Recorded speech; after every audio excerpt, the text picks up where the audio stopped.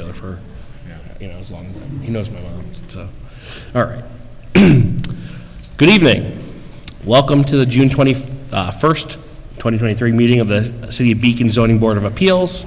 My name is Jordan Haug, and I'm the chairman of this board. Joining us tonight are my fellow board members, as well as our city staff and consultants, including our city building inspector, Bruce Flower, our city attorneys, George and Judson, as well as the zoning board secretary, Amanda. Thank you all for being here. All the application materials that will be discussed tonight, including any proposed resolutions and any other documents, will be available on the city's website. Also on the city's website is a link to the rules and procedures of the Zoning Board of Appeals. I just want to take a minute to explain our board's procedures. We will hear each application, of which there is some agendas on the podium if anybody needs to grab one. We'll hear each application in the order it was noticed on the agenda. For each application, we will first hear from the applicant, and then the board will open the floor up to comments from the public. If you wish to comment, please step forward to the podium, state your name and address for the record. All comments should be addressed to the board, not the applicant themselves or the city staff. Because of the number of people here and the topics tonight, we're going to limit comments to no more than 3 minutes. Public comment is not supposed to be a question and answer session. You're supposed to, in theory, state your opinion, and we'll ask questions to the applicant should you raise one that we wish to ask them.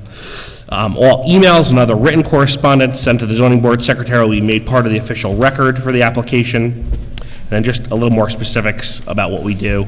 The Zoning Board of Appeals hears and determines appeals from administrative decisions, petitions on variances, and other such matters as may be required by the City Council or by the laws of the state of New York. A variance is permission granted by the Zoning Board of Appeals so that property may be used in a manner not allowed by local zoning code. Variances provide flexibility in the application of zoning law and afford the landowner an opportunity to apply for administrative relief for certain provisions of the law. The zoning board is limited to granting the minimum variance necessary that addresses the need for the variance while preserving the character, health, safety, and welfare of the community. The first 4 agenda items are area variances, and these are the factors that we must balance in order to determine for a positive or negative. Will the undesirable change be produced in the character of the neighborhood, or a detriment to nearby properties be created by the granting of an area variance? Can the benefit sought by the applicant be achieved by some other method feasible for the applicant to pursue other than the area variance? Is the area variance substantial? Will the proposed variance have an adverse effect or impact on the physical or environmental conditions in the neighborhood or district? And then finally, is the alleged difficulty self-created? The 5th agenda item, which I imagine some of you are here on, is actually on the interpretation of the law, of the zoning code by the building inspector. The hearing on that issue will be tonight. Any hearing on any variance requests by that owner will be held in July. That should just be noted. So we'll talk more about that later. That's my intro. Welcome to the Zoning Board of Appeals. Can I have a motion? Actually, has everyone had the opportunity to review the May minutes? Yes. Any comments or changes, or if not, can I have a motion to accept the minutes from May? Motion to accept the minutes from May. Motion by Monto, second by Elaine. All in favor? Aye. Aye. Can I have a motion to enter executive session for advice of counsel, please? Motion. Motion by Judy, Second. second by Elaine. All in favor? Aye. Aye. We'll be back, everyone.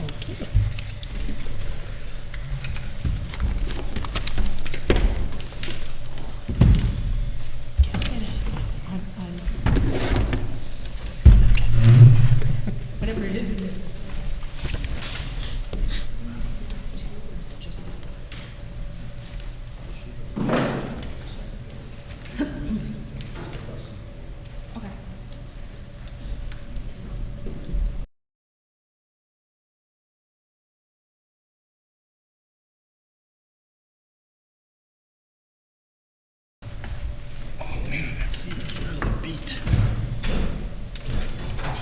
Yeah.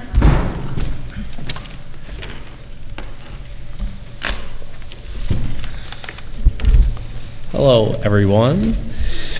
Can I have a motion to continue the public hearing on agenda item number 1, please? So moved. Motion. Second? Second by Judy. All in favor? Aye. Aye. REA, welcome. Good evening. So the application is to renovate the historic barn to create another dwelling unit on the property at 5 Willow Street. So we were here last month to... Barry, we can't hear you. Oh, okay. Better? Okay. We were here last month to review the application, and we made some changes in response to some of the items that the board had some concerns about. Originally, the applicant was fine removing that side window in the stair because it was very close to the neighboring property line. But after the meeting, the owner of that property and the applicant met and talked about it, and the neighbor was fine if that window was just made opaque glass, and you know, so you still get light in the stair, but the visual privacy is maintained. So that was that item. Then the other thing we did is we're showing the 6 parking spaces now. So we completely eliminated that parking variance.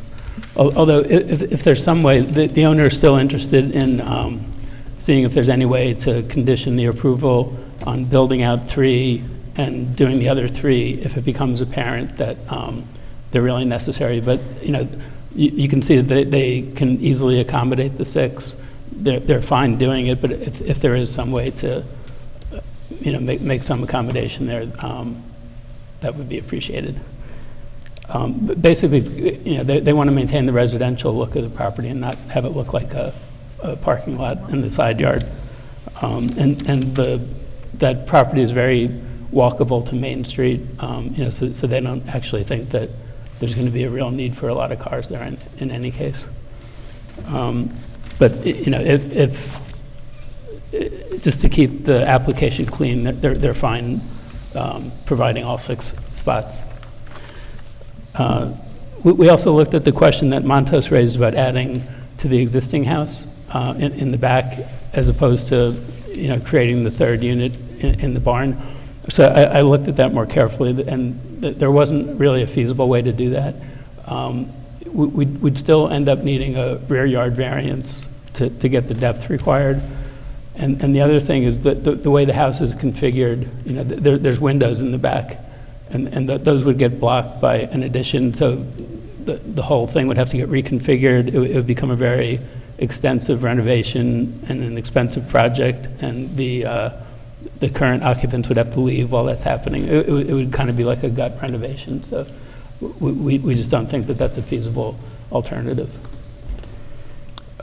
So basically, we're left with the 3 other variances. The first one to you know, allow more than 1 main building on the property, and then the 2 yard variances, you know, based on where the existing barn is. And the applicant's here, and if you have any other questions, or I don't know if you want to say something. Yeah. Hi, everybody. Thanks for having me. I'm Kristen Battersby, owner and residence at 5 Willow in Beacon.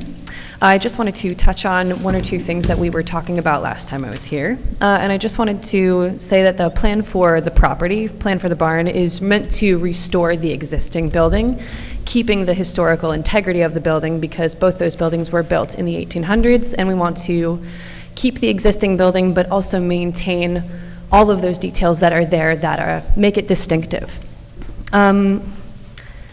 Yes, yeah, that's essentially it. That's our primary intent, is to maintain the historical integrity of the property and not to build a 3-family home, but to build on the buildings that already exist. And that's it. Thank you for having me.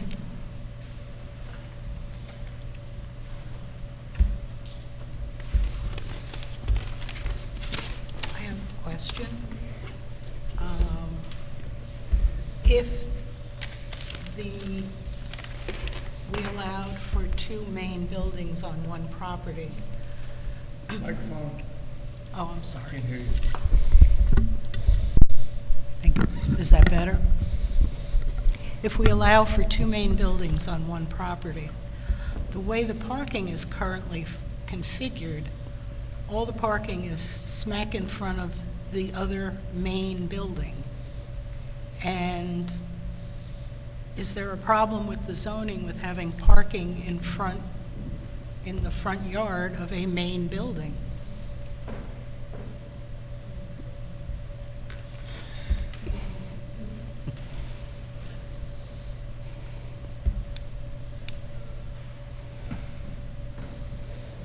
Yeah, it's, in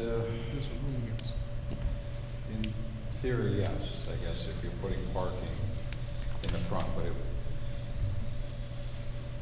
but still, we're using it would actually be behind the front. Of the other main it'd be building? Behind the front of the front building, not the principal building, but the building out in the front, so there'll be parking, there won't be parking technically in the front yard. But if the second building is also a main building, Right. But they then won't- it's subject to the zoning for a main building. I believe the way it's written in the zoning code, I believe that they can't park in the front yard. So that would be the area, the setback distance from the From front the street. property line. So if they're behind I have to take a look at what the distance is. So if they're behind the either 10 or 20 feet, then it wouldn't be an issue. So without looking at the code, a front yard ends where the beginning, where a setback would end or begin, in theory? Yeah, so anything behind that setback then would be, I believe it's allowed beyond that. And would it constitute a fire hazard for the second building, should there be a fire there? If 6 cars were parked in front of it? As long as there's a path for the fire department to get there, they're still within the requirements of the fire code. The fire code says as long as the fire department has access to within, I believe it's 400 feet of all points of the building.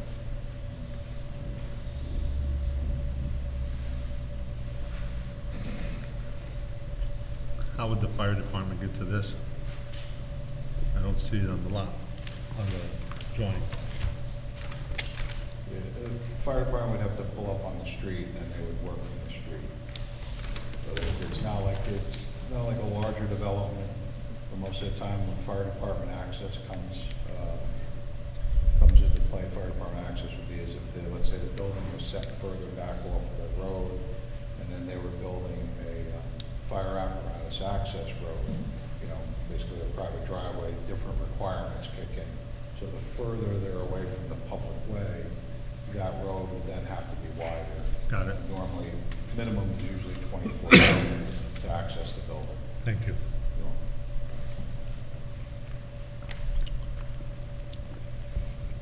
So we're not considering those, that's not before us tonight, the driveway in the front yard or a fire code problem, right? Have you determined that there is not a fire code problem? Yeah, no, there's no fire code. Right, so we're not considering that, and we're not considering For the that it's parking in the driveway, front no, yard. The driveway, I believe, is behind the front Because yard we've line. got that coming up in a couple of items later, right? Yeah, 'cause they're Parking in they're the front parking- yard, so they're this, parking we're not, along the side of the house that's currently there. right, okay. Just wanted to make that clear that that wasn't something that we were considering here. RA, you had mentioned some kind of trigger. What would be that trigger in your mind? I mean, I think the issue would be if,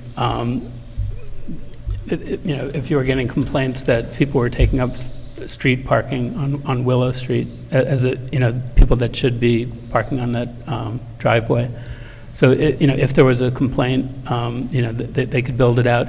And really, that's just, if there's some mechanism to do that, they would appreciate it. But like you can see, they're proposing to put in all 6 spaces unless there is some way to do that. Sure.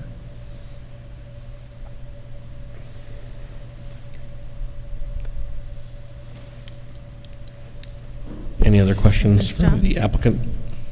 I'll go to the public. So we discussed this notion, sort of a land bank idea, but we don't have any provision to do that right now, although it seems like a sensible thing, because we may be confronting this problem with Right. other people, Yeah. especially when people are building like ADUs in the backyard. Yeah, I mean, the land bank concept is more for commercial. I use that as a, Yeah, I'm as a using it in scare comparison, but quotes. it would be something like that, because you can put conditions on the application. So if you find some way to do that, and you have two attorneys here, so maybe they can figure that one out. 3. Thanks, sorry. So, We'll go to the public. Okay. Any public comment on these 3 variance applications? George, do you have the draft resolution? No?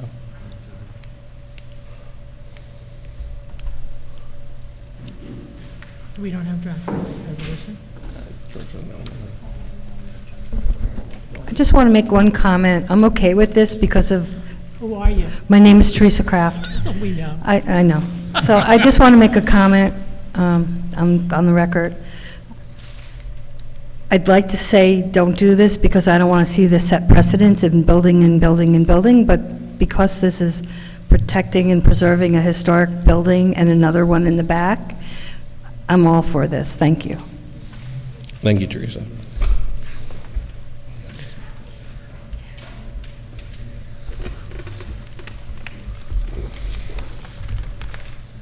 Any other public comment on these variance items? No, all right. Take a motion to close the public hearing on agenda item number 1. Motion to close. Motion by Montos, Second. second by Judy. All in favor? Aye. Aye. Amanda, do you have a draft resolution that I can borrow from you, possibly? Anyone? Anyone? There you go. Thank you. You're welcome. We do have, I don't know if we read them last minute meeting or not, You have what? public comments We, to be read in. Amanda, do you recall if I read in the public comments last meeting?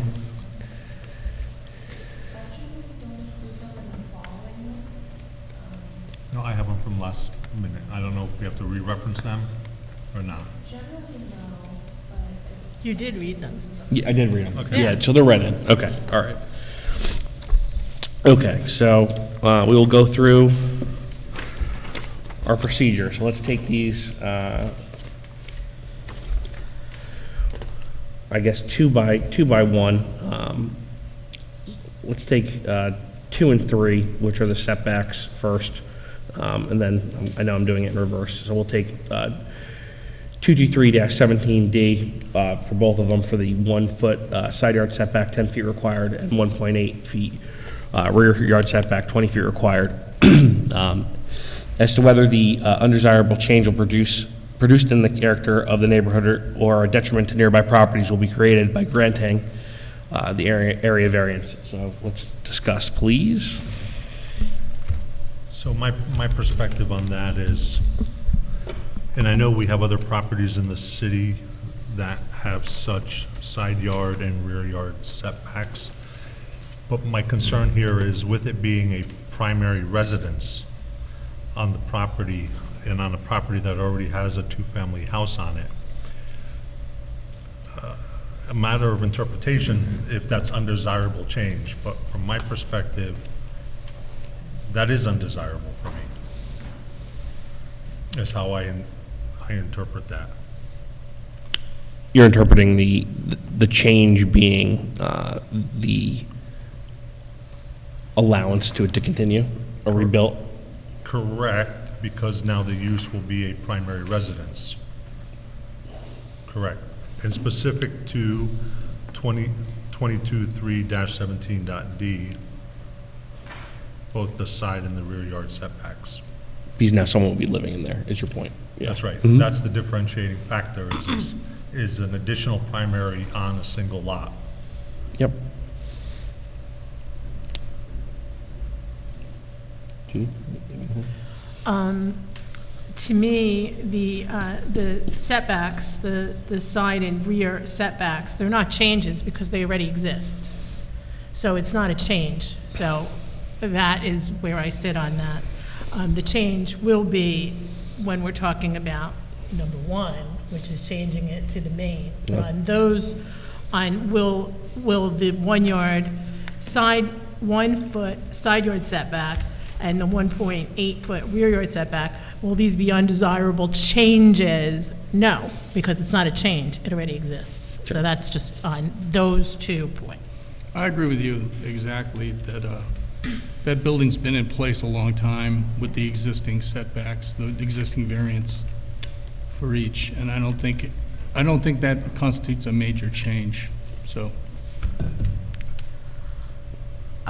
I agree with Montos. I think the 1 and 8 foot, the 1 foot and the 1.8 foot setbacks, if it were an accessory building, I would view in a different light. On a primary building on a lot, that's a different issue. I'm not entirely comfortable with that. Sure. Yeah, I could see the both points of view, so we will see how the vote is determined. So as to whether the benefit the applicant seeks can be achieved through another method feasible to the applicant to pursue that does not require the area variance. Discuss.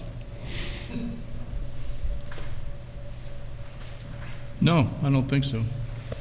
Does asking for a use variance count as an alternate method? But it's not a use variance. We're still talking No, about I know we're this talking is about not, the area variances, I right? realize this is not a use variance and it's an area variance, but if they changed their application and changed it to a use variance for an accessory building to a two-family house, would that constitute a different method for solving their problem? I'm not sure. I think that would be more dangerous because I don't even know, I It's a- have to think about it, but to me, changing it to a use variance would set more of a dangerous precedent than granting a variance on an existing structure as an area variance, which is what's put before us. It's not put before us to decide whether this should be a use or not. I think that's up to Bruce, right? You decide. What? Like, it's not a use variance that we're looking at, is it? Well, I think, sorry to cut you off, Bruce. I think specifically to 223-17D, well, I guess there would be different setbacks for different uses in theory. Would the setbacks be different for a ADU? Yes. And what would they be? Yeah, so the setbacks would be less with the accessory dwelling unit, but still would be more than what's currently there. They'd So still in need a either variance. case, they would require A variance. Either Sure. way. regardless. But an accessory dwelling unit, again, is not allowed because currently there's a two-family house on the multi-unit. property. Accessory dwelling units are only allowed as per the zoning code on a property which is a single-family home. Could they, although more difficult to achieve, applied for a use variance to put an accessory dwelling unit as opposed to applying for That was my question last night. the 223-12.a variance, area variance? I'd have to, Could they, even though that may be they could the, apply, yes, they Right, could apply okay. for variance for that section. sure. So, But they'd wind up back here anyway. But if they, correct, but in evaluating the second prong, it's reasonable to have this discussion, but I think based on the word feasibility, it doesn't seem very feasible, in my Yeah, opinion. I mean, I would agree with you. I wouldn't challenge it on the use variance side or suggest that, but as submitted, I don't think there's another way to achieve the goal. I mean, I thank you. You looked into what we talked about last month, and that was potentially extending out the existing building, still requiring a rear yard, but maybe less as significant. That was what was originally asked, so I thank you for looking at that. I really don't think there is another way to achieve this. The question then becomes, is this something that should be approved, right? But I don't think there's another way to achieve this. As to whether the requested variances are substantial.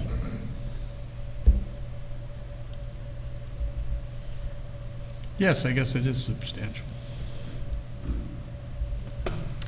If we're talking about the setbacks and not 223-12A, I would argue that it's not substantial, it already exists. I want to amend what I said, because I got confused since we were drifting into Into the, the general question. No. Relative to the variances, I don't believe, the area variances, I don't believe it's substantial. So looking at it as a whole and not sub-bullet by sub-bullet or variance by variance, looking at it as a whole, to me, this is the definition of substantial because of the fact that it's changing, you know, a second primary on an existing lot that already has a two-family house.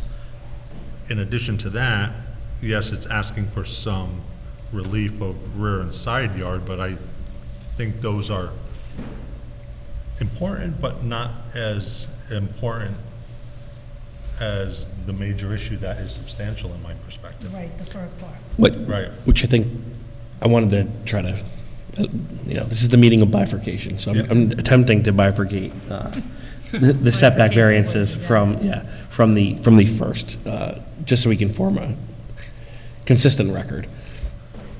So as to the setbacks, I still think they're substantial, given that it's requested to be a secondary primary.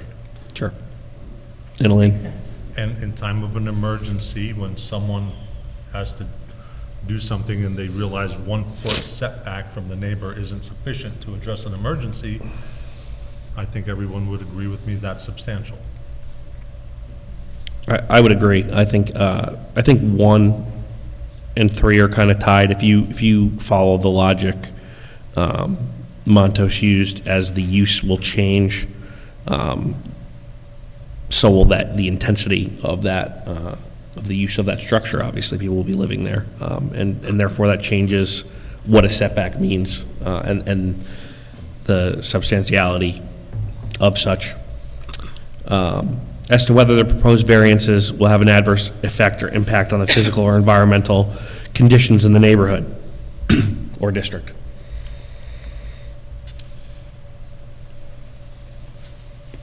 Can we start at that end this time? Sure.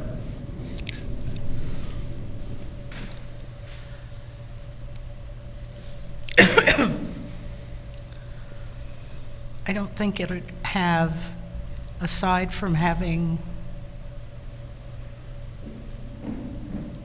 well, I have a problem because we're still just talking about We're the trying. last two. We're trying to, yes. Okay, on the last two, no. I don't, it's an existing, I don't think on the last 2 points it would have a effect on the neighborhood. I would agree with that. Just looking at the last two. Yeah, I not only do not think it would have an adverse effect on the neighborhood, I think it's a really great project to do of restoration of a gorgeous property.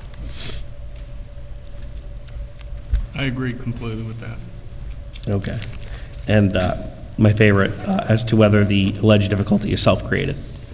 It is. Yes. Agreed. Sure, okay. So we'll run this back for section 223-12A, which is the allowance of more than one main building on the lot, period. So as to whether the undesirable change will be produced in the character of the neighborhood or detriment to nearby properties will be created by granting the variance.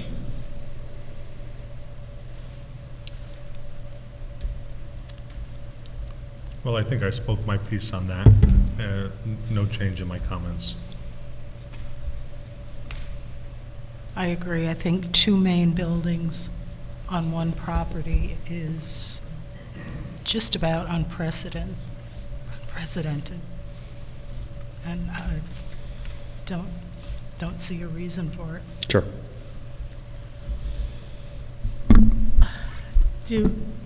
give it to me again, what is it? You want as to whether an undesirable change will be produced in the character of the neighborhood. No, in the character of the neighborhood, no. And that was explained to me because when I first saw this, I said, how can you have two main? I had the same exact feeling when I came in. But it's a very, very unusual property, which our lawyer pointed out to me, because I was like, you can't do this. But the thing is, because we're going to, how can you set a precedent like this? But it's such an unusual property, and it's an existing structure. So someone would have to have like a triple-sized lot with an existing structure in order to claim precedent that you already did this. So I'm not so worried about it, especially not in the neighborhood. Yeah, I think if you consider the neighborhood, it's a very large lot in a neighborhood with somewhat smaller lots. So if you think about density, while it's going to increase the density to some extent, because all of a sudden you'll have new residents in this building, it's not going to have a material impact on the neighborhood because it's such an unusual situation. The large lot, the existing structure. I think it's, the notion that every one of these cases that comes before us has to be looked at in its own light is important here. Totally agree. I think it's very hard to determine what change will be reduced in the character of the neighborhood. I don't know if that change would be desirable or undesirable based on this. I don't think it would set a precedent. I don't know. It certainly it would be a change by allowing a second main building. Whether or not that would be desirable or undesirable, I can't determine based on these facts. As to whether the benefit the applicant seeks can be achieved through another method feasible for the applicant to pursue. That does not require an area variance.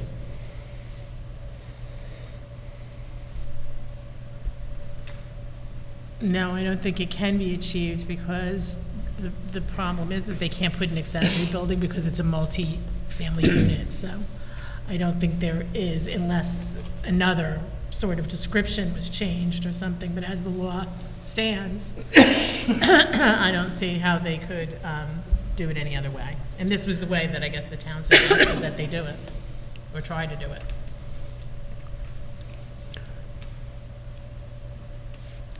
There's some discussion of an addition to the house, although I guess what they're attempting to do, the benefit the applicant is seeking, we have to define, right? And so the benefit is the restoration of this existing historical barn. As a primary use as opposed to a barn. Yep. So I don't know if that benefit can be achieved through another feasible method, other than, again, it goes back to feasibility. I don't think there is another feasible way to achieve the benefit the applicant is seeking. I agree with that. I agree.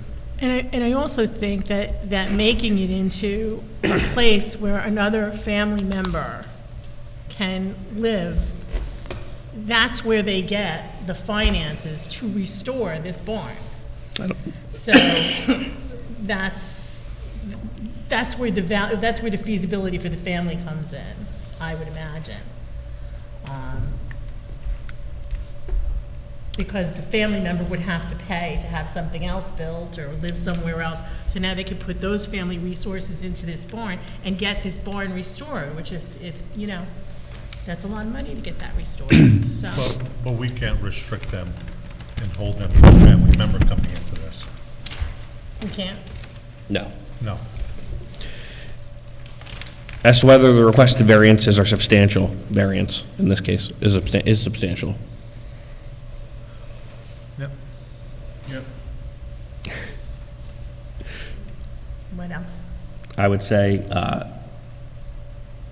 this is a very substantial variance. It is one which I have not seen requested in my time on the board. I don't know. Bruce, do you know if there's any other second main building in any lots in Beacon? Yeah, none that I know of in the residential fashion. Okay. I don't see how it's not substantial. Anyone else? Okay, I think we all agree there. As to whether the proposed variance will have an adverse effect or impact on the physical or environmental conditions in the neighborhood or district. Again, adverse, no. Positive, yes. I agree, adverse, no. Not adverse. Okay. And as to whether the alleged difficulty is self-created. Yes. Yes. Self-created? That was the question. Yeah. Mhm. All right.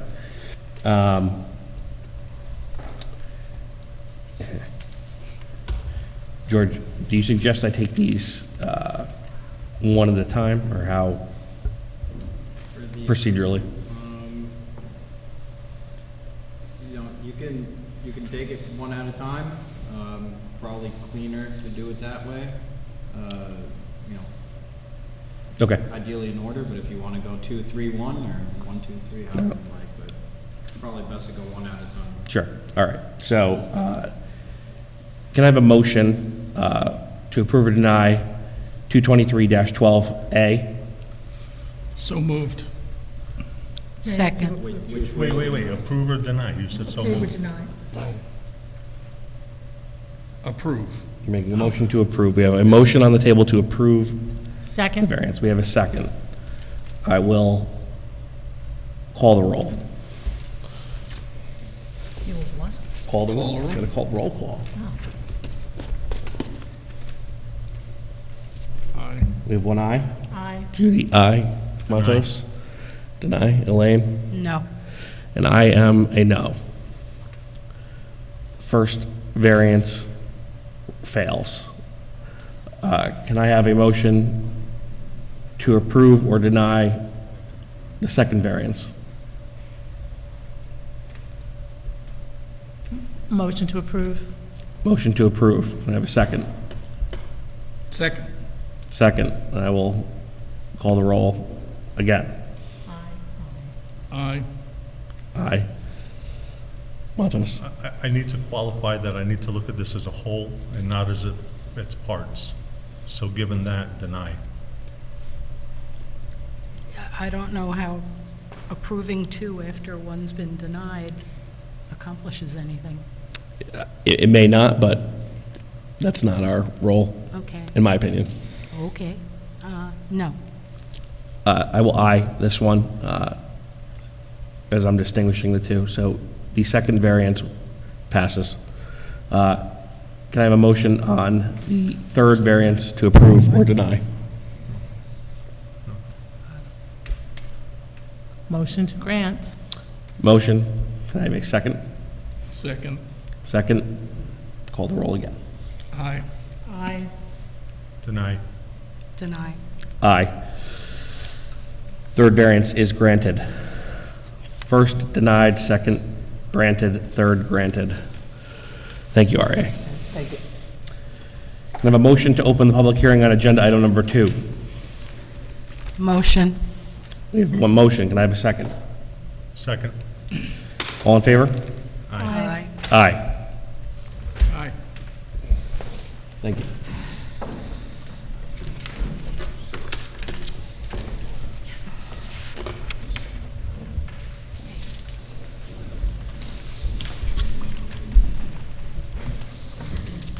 Good Welcome, evening. Do you need me to plug in? if you'd like to. I've got actually the recordings with me. 75. Oh, thank you.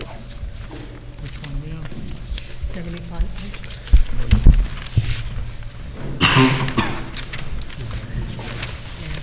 Thank you.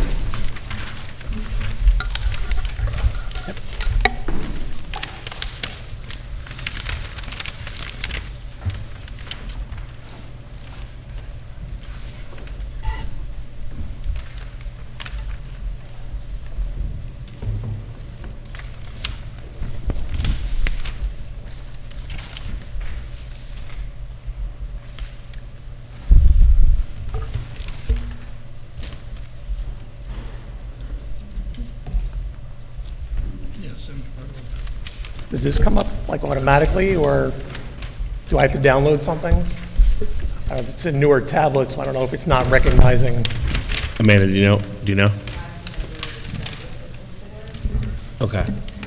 Do you know? I could go up there and see. Yeah, George, you can be our lawyer and tech guy. Thank you.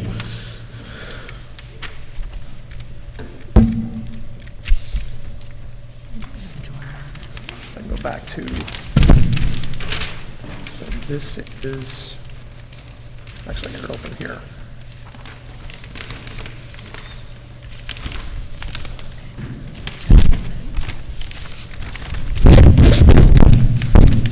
Got it connected to the Wi-Fi here. Oh wait, there we go. I'm just going to use yours. Oh, thank you. All right, thank you.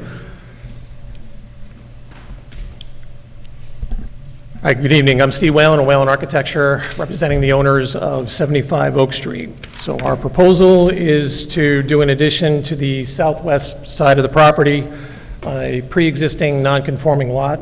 The addition we're proposing, it's going to be 2 stories. It's about 6 feet deep, and it's about 18 feet wide, which is the width of the existing residence. We're proposing this so that we can reconfigure the layouts on the first and second floor of the existing house. We need a larger kitchen. We're proposing a back porch, and then a larger master bedroom on the second floor. With this, we are seeking an area variance because it's a pre-existing non-conforming lot. So if we were to add on in any direction, we need a variance. But with the construction we're proposing, there's no increase to the width of the existing residence, and there's no increase to the height. And then all the other remaining zoning requirements, they're all met.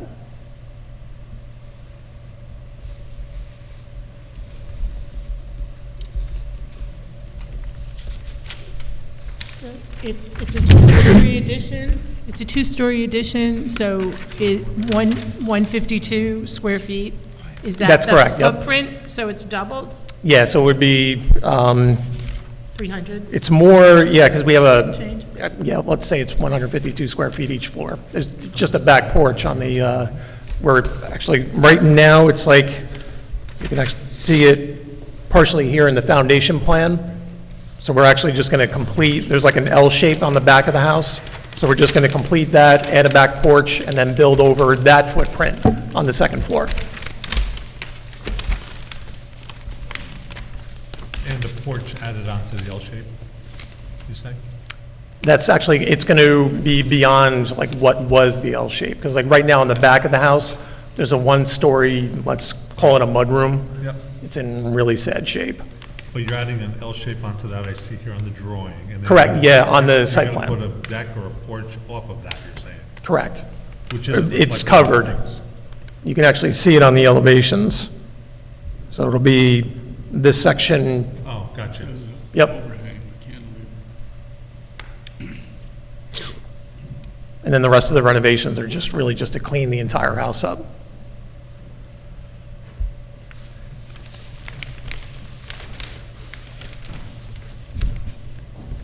So 6 feet, 6 feet up. Where's the,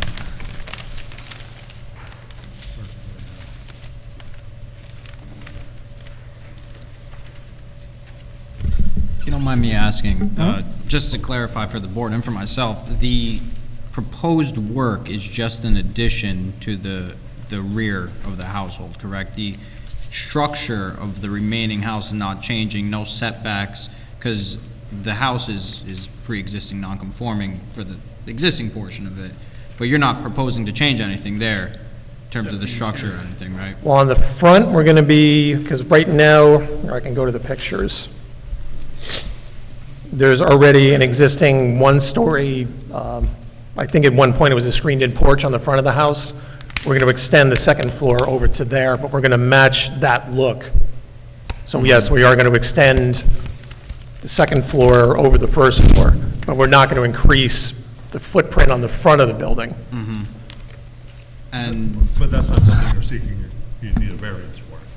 No, because we're already, that part is already existing non-conforming. Yeah, so I think the answer to George's question is you're not changing on the rear. You're leaving the actual structure the same as is. Correct. Yeah. Yep.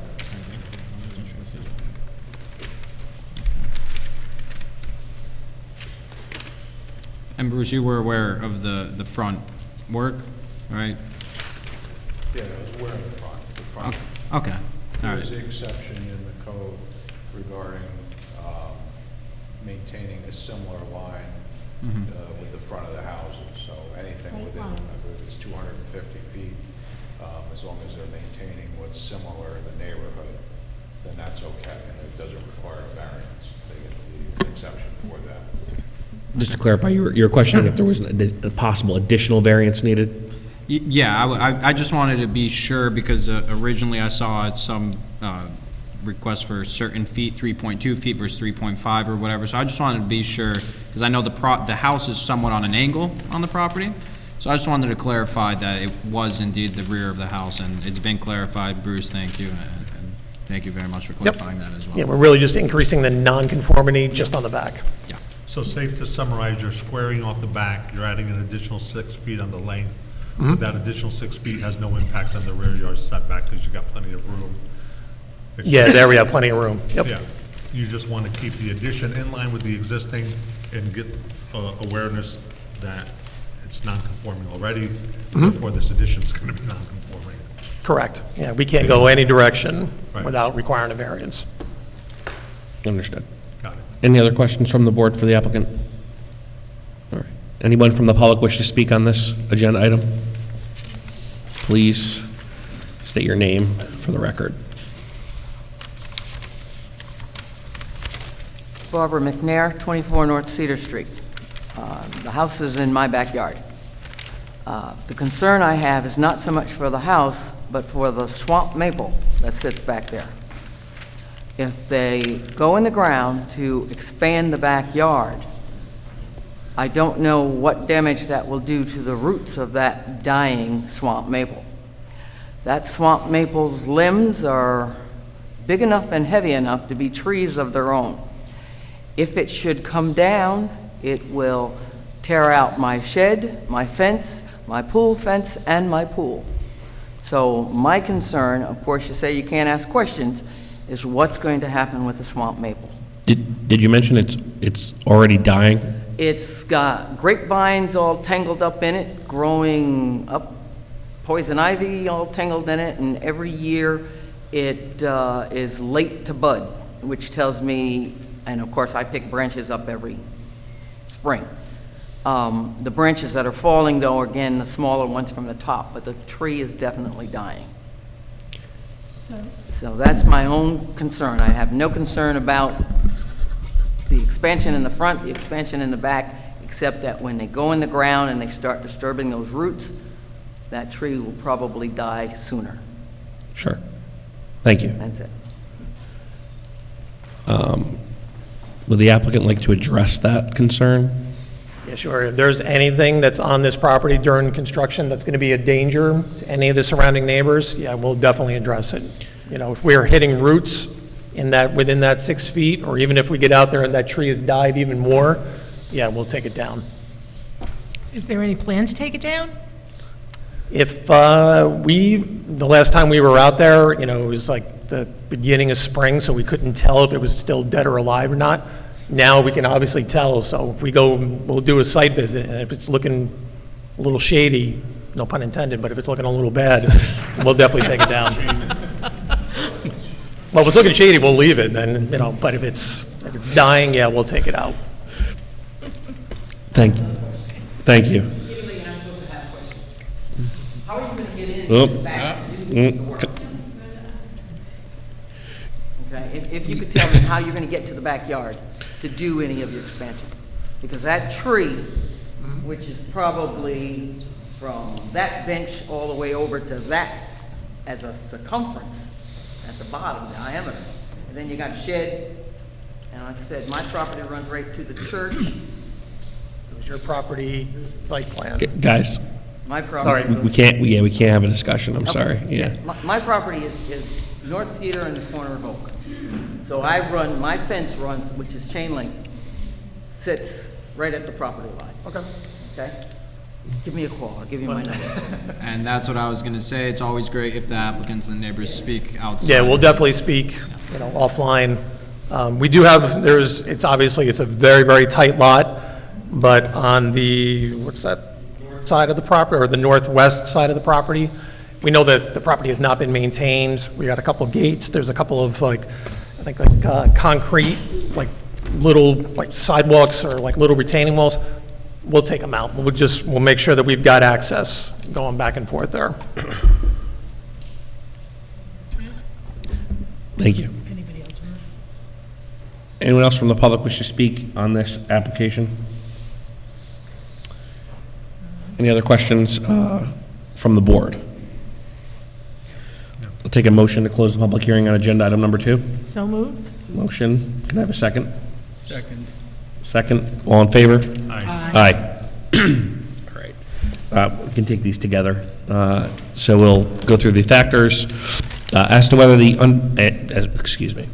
an undesirable change will be produced in the character of the neighborhood or a detriment to nearby properties will be created by the granting of the area variance. I don't think so, no. Again, it's a property in crying out for a renovation, and I think it would be an improvement, not a detriment. Yeah, I agree with that. I don't think it would be a detriment at all. I don't think it would be a detriment. It's the same setbacks the house currently has, just 6 feet further. I concur. As to whether the benefit the applicant seeks can be achieved through another method feasible to the applicant to pursue, that does not require an area variance. Yeah, I don't think another method, another viable method exists. I think this is fine. I agree. I don't see another method.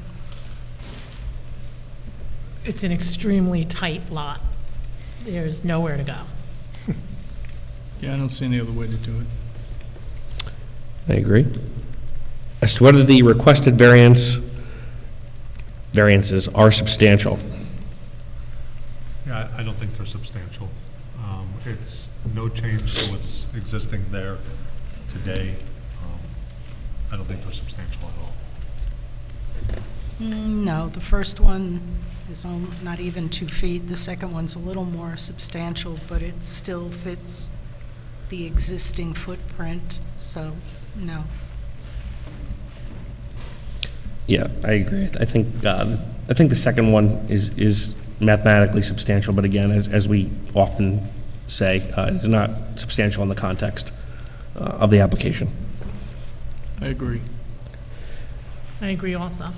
As to whether the proposed variances will have an adverse effect or impact on the physical or environmental conditions of the neighborhood or district? No. Nope, except for the tree question. Right, I think the tree question is the question. I think that it sounded like the applicant was glad to discuss with any neighbors that might have concerns and take care of that condition should it present. As to whether the alleged difficulty is self-created, Yes. Yes. Yes. obviously. I'll take these separately for the vote. Can I have a motion on the first variance? Motion to approve. Motion to approve. Can I have a second? Second. Second. All in favor? Aye. Aye. Can I have a motion on the second variance? Motion. Motion. Can I have a second? Second. All in favor? Aye. Aye. Motion to approve, aye. Oh, yeah, right. Sorry, I forgot a step. There are conditions that we attach that I should have done before this. Will you be able to submit for a building permit within 6 months? 6 months is standard, unless, Bruce, you have any other input on this. 6 months is typically standard for the, Yeah, for them to apply for a permit within 6 months is more than adequate. Will there be any problem to apply for a building permit within 6 months and complete construction within 24 months? Those will both be obtainable. Okay, those will be added as conditions. Bruce, do you want any kind of foundation survey or anything like that, or as-built after the fact, or any survey? Yeah, I think at the end of the day, it would be helpful to have a survey of the property, an as-built, so that we can have a more confirmed condition, just to verify that it hasn't gone less than what's required, or has been granted by the board. Sure. You'll consent to that as well? Absolutely, yep. Great, all right. We need to revote on that, or? No, great. Thank you very much. All right, great, thank you. And George, thank you for your help. You got it. Okay, so there. Can I have a motion to open the public hearing on agenda item number 3? Motion open. Motion, can I have a second? Second. Second by Judy, all in favor? Aye. Aye. Welcome. This is Jefferson. Yeah, Jefferson, 4 Jefferson. Hi, Board, thank you. My name is Richard Scally, owner of 4 Jefferson Avenue, and I'm seeking a variance to relocate the driveway on my property from what is effectively my back/side yard to what I believe its original location was in the front yard. The reason why we're doing this is because I have a 2-year-old son who loves to play outside and loves running in the street, coincidentally. So we are hoping to relocate the driveway in order to fence in our backyard and do so in a way that would be aesthetically pleasing to the neighborhood, rather than having to wrap a fence around the existing driveway.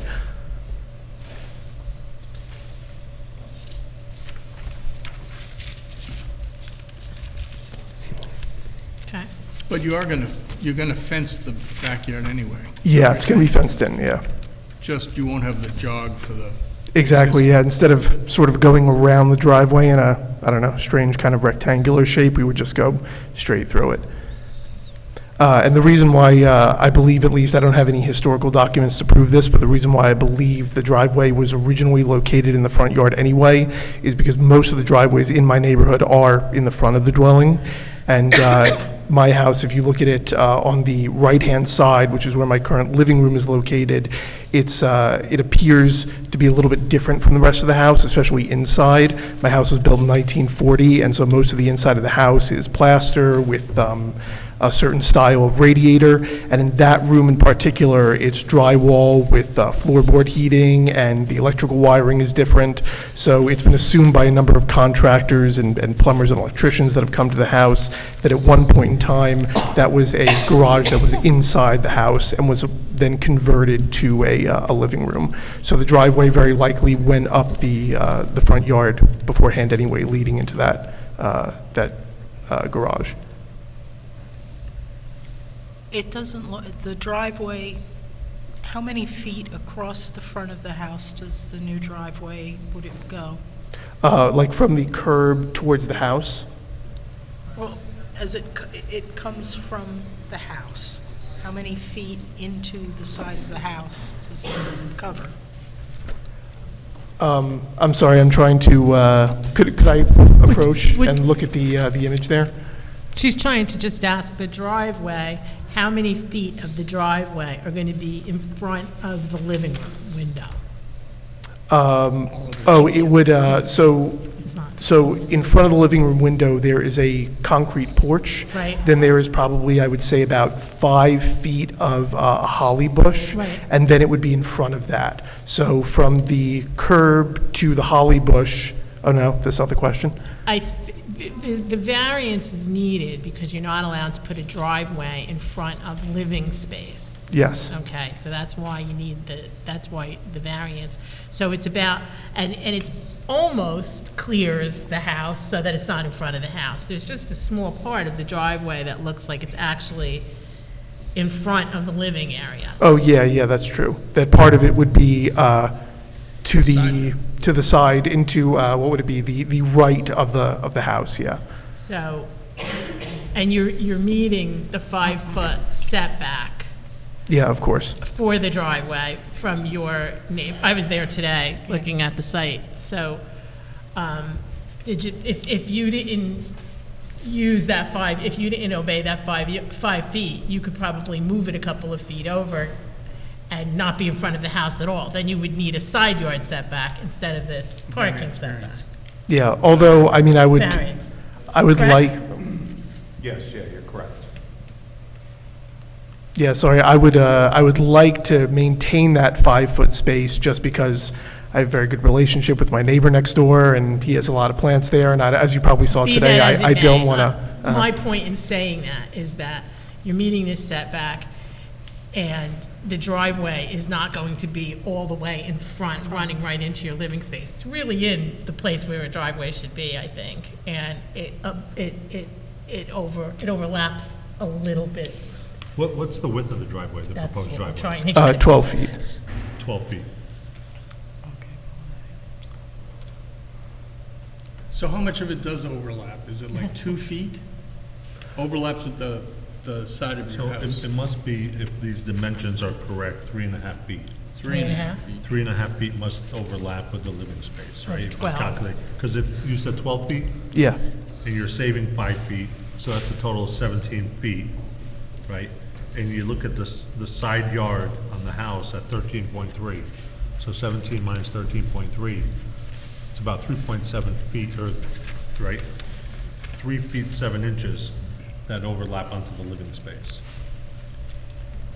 Do the other houses in your So neighborhood she that takes it have, back to 2 foots. Then, the other ones in the neighborhood that have front of house driveways, do they overlap in a similar way that you're proposing? yeah, some do, some are entirely in front of the house. Oh, some There's are also, entirely in front of the house. yeah, there's also, we have a lot of different driveways in my neighborhood. It's a pretty wide range, but some of them are in front of the house, some of them are in front of converted garages, which are now part of the house, no longer have a garage door. It's a whole mixed bag. Some people have circular driveways. It's all over the place. So I guess the question is, so you wouldn't be the only driveway in that neighborhood that is like that? Is that what you're trying to Yeah, ascertain? exactly. It's similar to other houses in the neighborhood, so it's, And I think that's where the original driveway was. Yeah, I think most you're likely. absolutely right. Bruce, I noticed in your letter denying the application, you cite the code, as you should.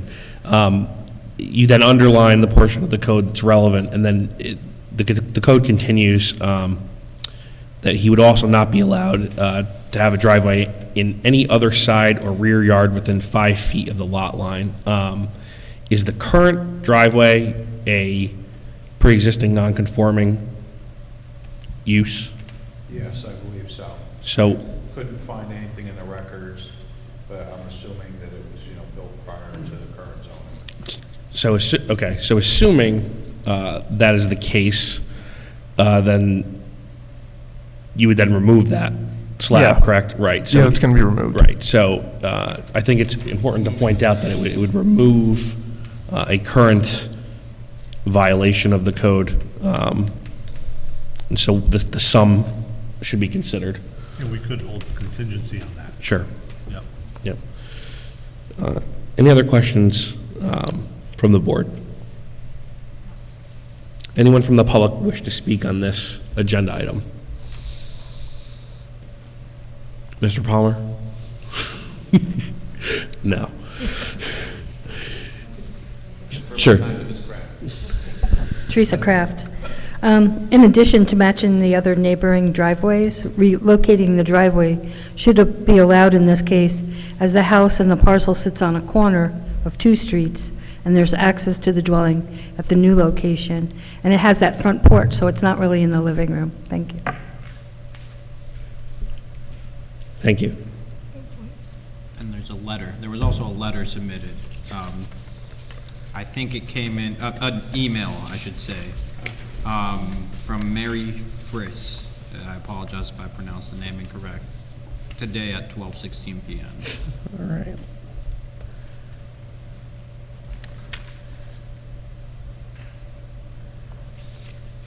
not Smith, Fritz. I'm going to read this because there's one. Dear Zoning Board, I've recently received your certified mail letter regarding a proposed variance for my neighbor, Richard Scally. I live across the street from them at 54 Hillside Road, and I'm very much in favor of your approval for a variance to move their driveway to the other side of their home. Right now, I just see pavement and cars. So it'll be nice to see a green lawn instead, and I'm sure they will enjoy having a nice, proper backyard. Thank you for letting me know. Sincerely, Mary Friss. Thanks, Mary. Can I have a motion to close the public hearing on agenda item number 3? Motion to close? Motion, can I have a second? Second. Second, all in favor? Aye. Aye, all right.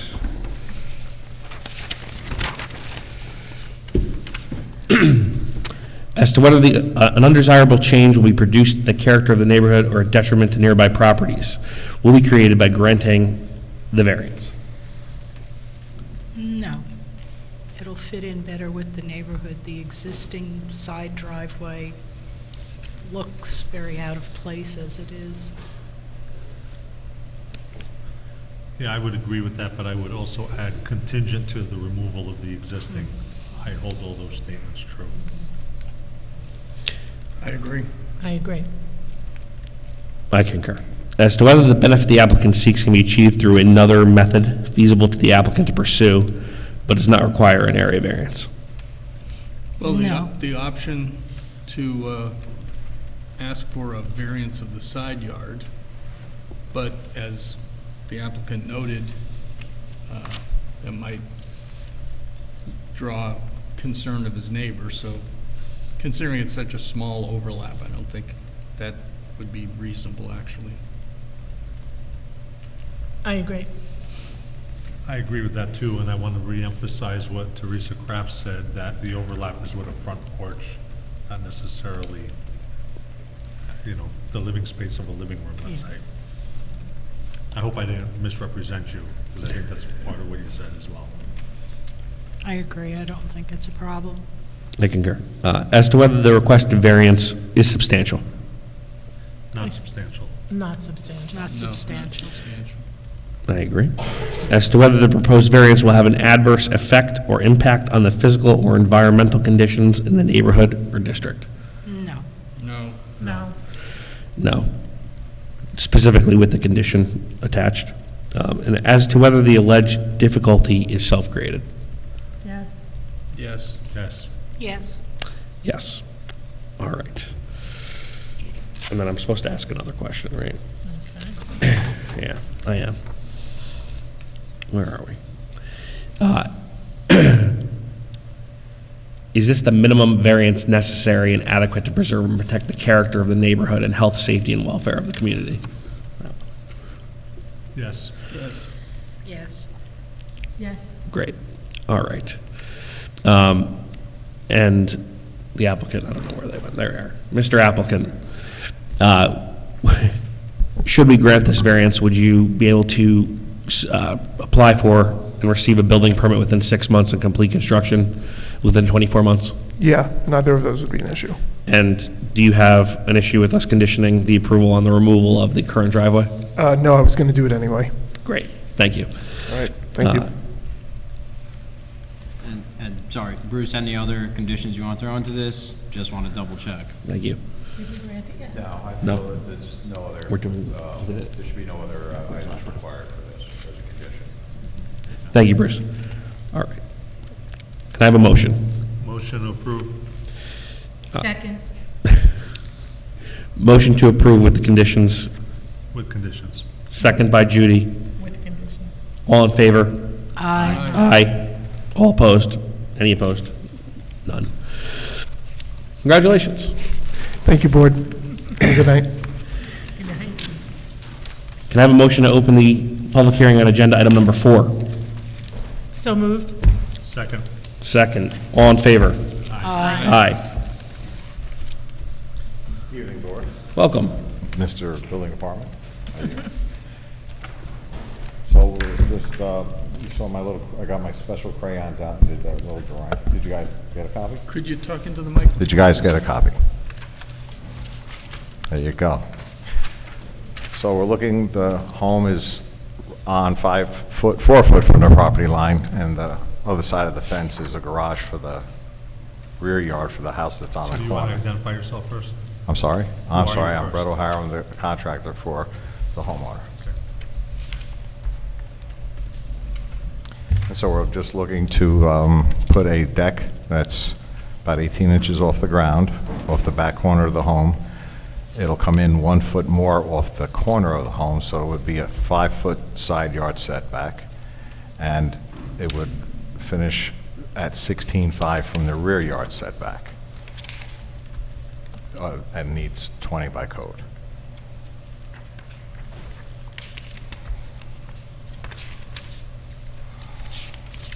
The house is right on the property line.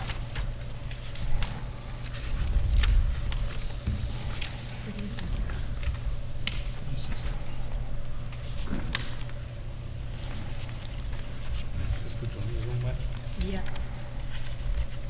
Or this one. Yes.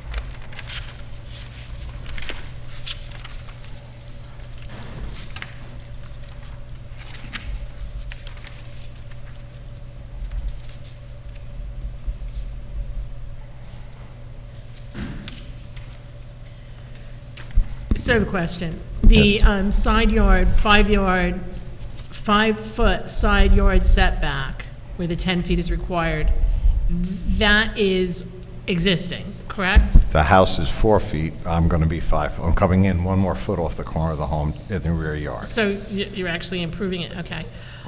Okay,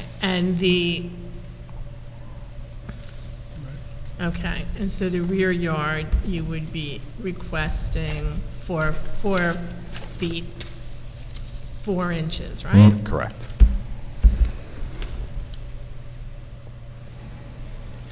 And what's the size of the deck? No. The deck is 16 by 12? 12 by 16, yes. And it's only 18 inches off the ground. It's not like the neighbors can look over their fence and see a deck up in the air. It's just, Yep. This is the existing house, so there's a line here, right? So the deck is 1 foot in from the house? yes. 1 foot in from the house. And then, are you requesting anything on the rear? 4 foot 3 inches variance on the 10 foot or 20 foot rear yard setback. Yeah.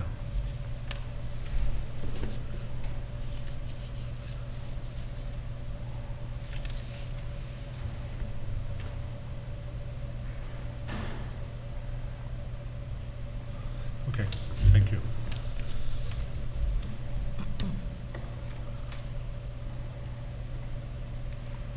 In the other corner of the yard, where you see the other little steps coming down, in the garage, the existing garage, those driveways are joined driveways, and the garages are like 2 feet apart, and they're both rear, the backs of them are on the property lines, and the garages existing both are on property lines. Everything's kind of squashed in that neighborhood. You're referring to this here is the existing garage. Right, and and you're there's referring to one the right next neighbor's to it, one, the neighbor's house, is what you're right? saying. And the driveways are the driveway. They share it? More or less, yes. I was there today, too. Yeah. It's, essentially not shared, but bifurcated. Bifurcate. I'm confused why you're sharing that, just to give us a feel No, for it's- the drawing, is that why you're saying It that? just, I guess it's the way, there was probably family members in the 1950s or something when they were done, and that's how it was, and that's how it is, Got it. you know?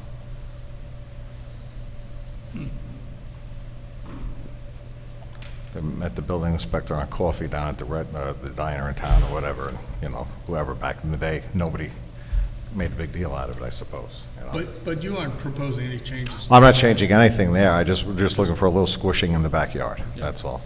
Just trying to get it You're just someplace providing nice. some context. Yeah. So, any other questions for the applicant's representative? I have no questions. Anyone from the public wish to speak on this agenda item? All right. Take a motion to close the public hearing on agenda item number 4. Motion. Motion, can I have a second? Second. Second, all in favor? Aye. Aye. All right. We'll take these together, as they're substantially similar.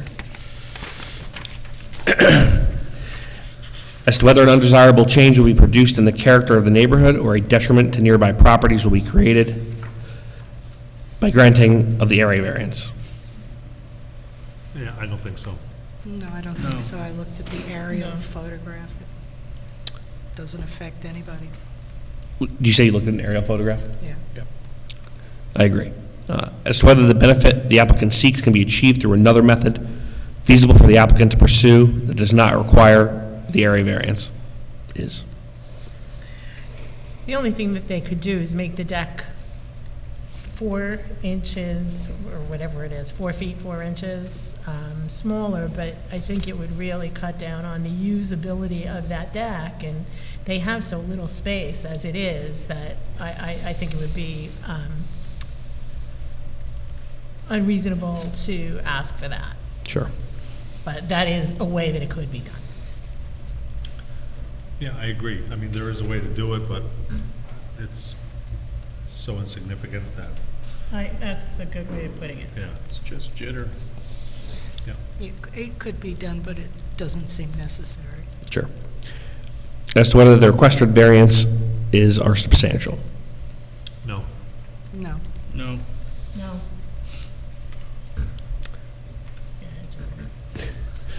You could argue mathematically 50% is substantial, but I think in the context it is not. As to whether the proposed variances will have an adverse effect or impact on the physical or environmental conditions in the neighborhood or district. No. No. No. You say no? I said no, I'm sorry. It's okay. I agree. And as to whether the alleged difficulty is self-created. Yes. Yes. Certainly. All right. And is this the minimum variance necessary to adequately preserve and protect the character of the neighborhood and health, safety, and welfare of the community? Yes. Is it the minimum? I would say no, it's not the minimum, but, I mean, if it were smaller, the variances wouldn't be needed, so it's not the minimum from that perspective. But I don't think it's substantial enough to argue that. Well said. I agree. All right. Can I have a motion on the variances? Actually, I'm sorry. Can I have a motion on the first variance, please? Motion to approve. Motion, can I have a second? Second. Second. All in favor? Aye. Aye. Can I have a motion on the second variance? Motion to approve. Motion, can I have a second? Second. To approve. All in favor? Aye. Aye. All right. Any problem? 6 months for a building permit? 24 months to construct? No? Okay. Any other? Bruce, do you need anything?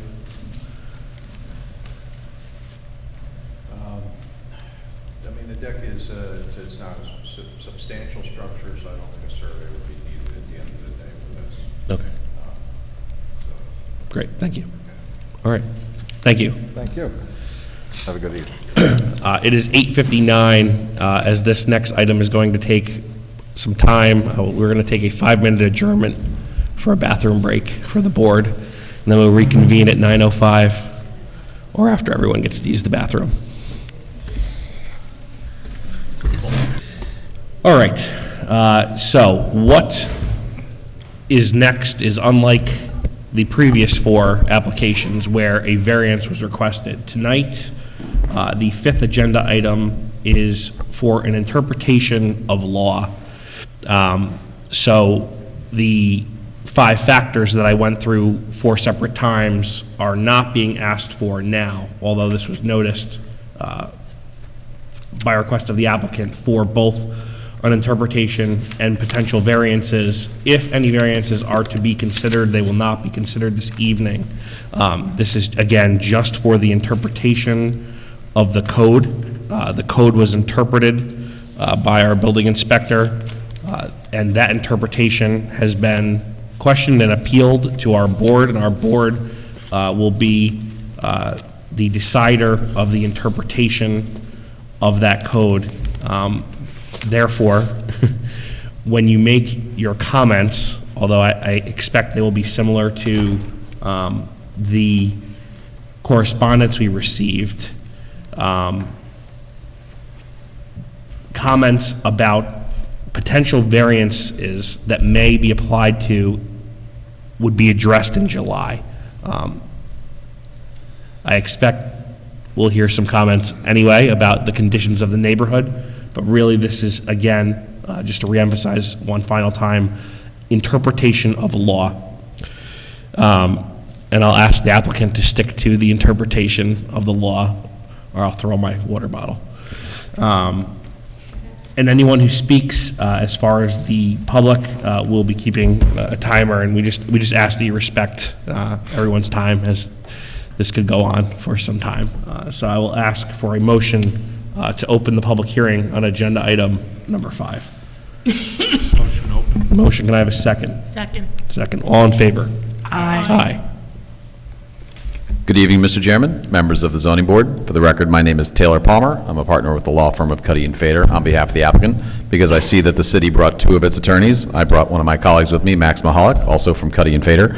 Our Hudson Property Advisors, our financial consultant, again, not for tonight's discussion, who provided the submission to your board, is not here with us tonight, but would be here in July if necessary. As the chairman mentioned, while Max is trying to get our super secure software that doesn't let our computer download the application to put some of the visuals up, all of the presentation materials we had tonight are submitted for the record, included in your package.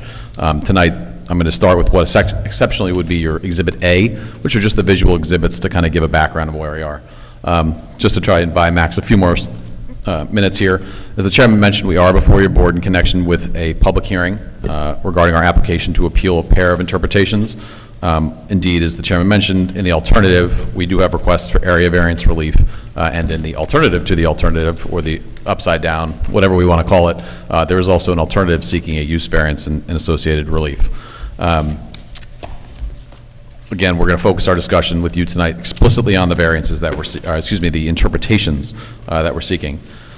Now, with the legalese out of the way, the nature of what we're asking you to consider is really fully detailed in our March 20th and May 19th submissions to the board. And that relief that we're seeking is very straightforward when it comes to this request for an interpretation. The applicant is merely trying to reconstruct a building that the applicant already had building permits to construct or reconstruct or modify before a tenant burned that building down.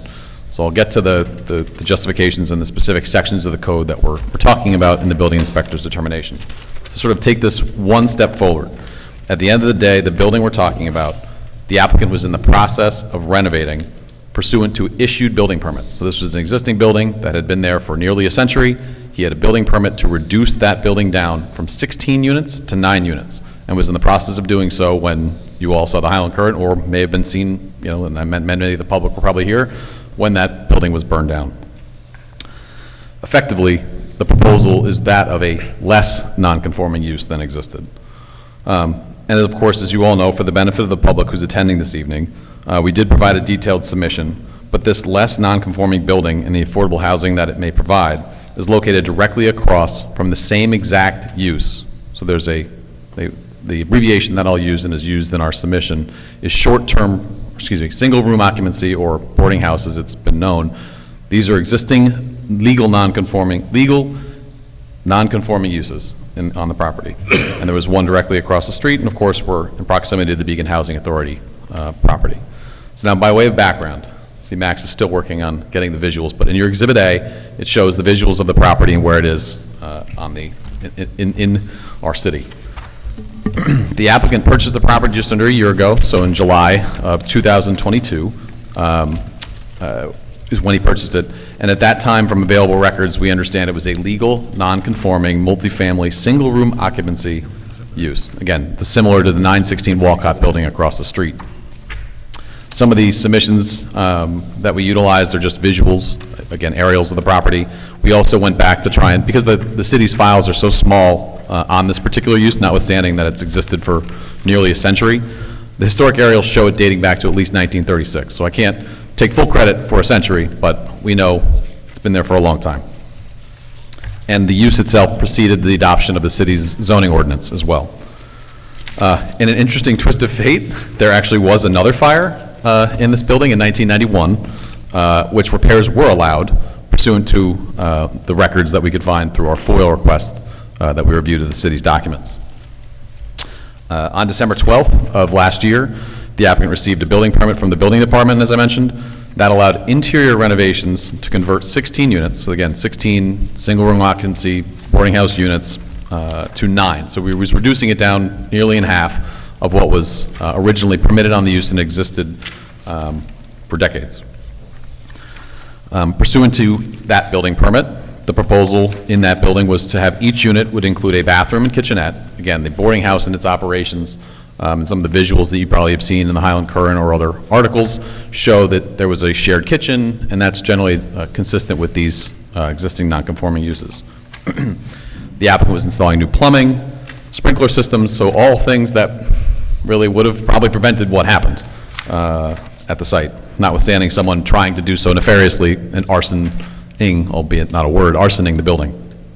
Unfortunately, before the renovations were completed, the building was, of course, severely damaged by a fire, and the walls of the building actually were then demolished at the request of the fire department so they could extinguish the fire. Shortly after the January 3rd arson, the building inspector issued an original determination dated January 19th that the reestablishment of the, or the reconstruction of the approved use in the R110 was not permitted, subject to section 22310D of the zoning code. So again, there's two determinations that the building inspector made. The first was just of this one section, 22310D.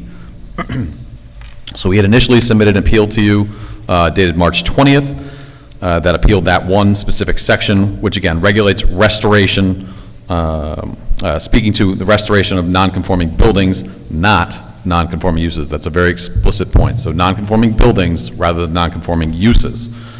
That same day, the council's predecessor submitted a letter. There was one follow-up building inspector determination that we received, and it stated that two other components of the building code were triggered for review. So this, I call that the revised determination. So there's two determinations that are before you, but for our convenience, the second or the revised determination included the same provision from the original. So it's probably easiest to rely on the revised because it includes all of the details we'll be discussing this evening. Respectfully, our plain reading of these provisions and construing the ambiguities in the favor of the applicant, which is required under New York law. So any ambiguities or things that are not clear in the zoning code are to be read in favor of the property owner. Effectively, the plain reading is what we're going to be discussing because that's the authority, or that's the review that's being considered tonight, is what the building inspector interpreted and our reading of the code in regards to the same. So with that, I will start first with what was the original determination, but again, is one of the three components of, and if the chairman wants me to stick on any one of these three to sort of have questions on it, I can, or I can present it through, hear questions from the public, and we can focus on any comments. So if you're getting tired of my voice at any point, or you need me to jump around and get everybody going, let me know. But I'm going to start with 22310D, because again, that was the original interpretation. And again, the focus is on non-conforming buildings, non-conforming uses. So in the original and new determinations, the building inspector argues that the continued use is no longer permitted due to the destruction of the building. Respectfully, this section of the code is relevant to the continued use of the building, which is effectively what the applicant is seeking in this instance, is to continue the use, the non-conforming use. Just to quote the section of the code that's relevant to this particular interpretation, 22310D states in relevant part that if any non-conforming building, again, that's the key here, underlined bold, if any non-conforming building shall be destroyed by any means to an extent of 50%, no repairs or reconstruction shall be made unless every portion of such building, so there's a key word, non-conforming building and the word unless, every portion of such building is made to conform to all regulations of the chapter for the district in which it's located. So again, it's speaking to non-conforming buildings, not the non-conforming use. So respectfully submit from the applicant side, a plain reading of this section construing, again, any ambiguity in favor of the property owner, as is required, that this provision refers to the building conforming to the now in effect bulk regulations. but it makes no mention of permitting the use, or limiting it, or eliminating it from being permissive. So it's the building, not the use. So can we ask questions now? Yeah, Yeah. that's, So how do you conclude that when it doesn't mention specific, it's the building and not the use? so so again, specifically, the building inspector's determination was saying that the use, he was utilizing this section of the code to indicate that the use could no longer be permitted on the property. But the code section doesn't say that the use cannot be continued on the property. It says that the non-conforming building, if it's destroyed more than 50%, would have to be built to the bulk regulations of the now in effect zoning standard. So it's saying the use may continue, but the building, whatever it's rebuilt as, would need to be built to the bulk regulations, height, setback, and so on and so forth. All of the bulk regulations would need to be satisfied. Because you're interpreting unless every portion of the building, and you're restricting that to the physical building structure. Correct. So there's two sections of the code. One speaks to non-conforming buildings, and others speak to non-conforming uses. So the original determination only included this section. And we had spoken to council before the new determination came forth, not council present this evening, and identified why that provision probably wouldn't be the best to rely on, because it did not include the use. The use is clearly permissive, but the building itself would have to be zoning compliant. So that's from a dimensional standpoint, not the use. Well, it does say that it must conform to all the regulations of this chapter for the district in which it is located. All the regulations would include use. So right, in that same section, when you read the specific section, it says, unless every portion of such building, not of such use. So it starts with there's two parts of that whole section, but both sections speaking to that qualifier are specific to the building, not to the use. But the sections addressing the rebuilding would address the use. So I guess I'm not following. So that section is explicitly defined as non-conforming buildings, not uses.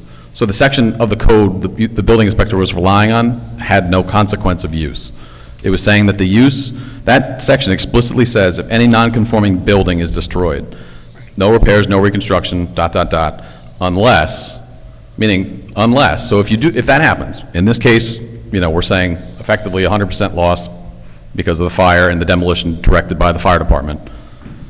You can't reconstruct it, which is what we're proposing to do, unless each portion of that building is made to conform to the regulations, the bulk regulations. It doesn't say bulk regulations, it says all regulations of this chapter. Again, that section is not regarding use. So if you look at the header of that section, it's regarding non-conforming buildings. It's not concerning non-conforming uses. So your position is that you're within your rights to build, but the question of use is the open ambiguity right now. So I think the building inspector went one step further in the revised determination, because that section talked about building.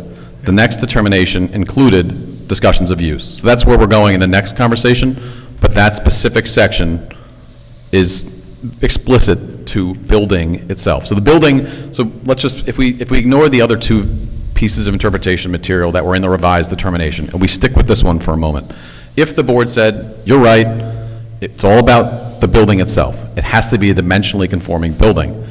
If the applicant chose to rebuild the building in the exact location, if that building doesn't fit from a height, setback, or other bulk requirement, it would require area variance relief from your board to be rebuilt.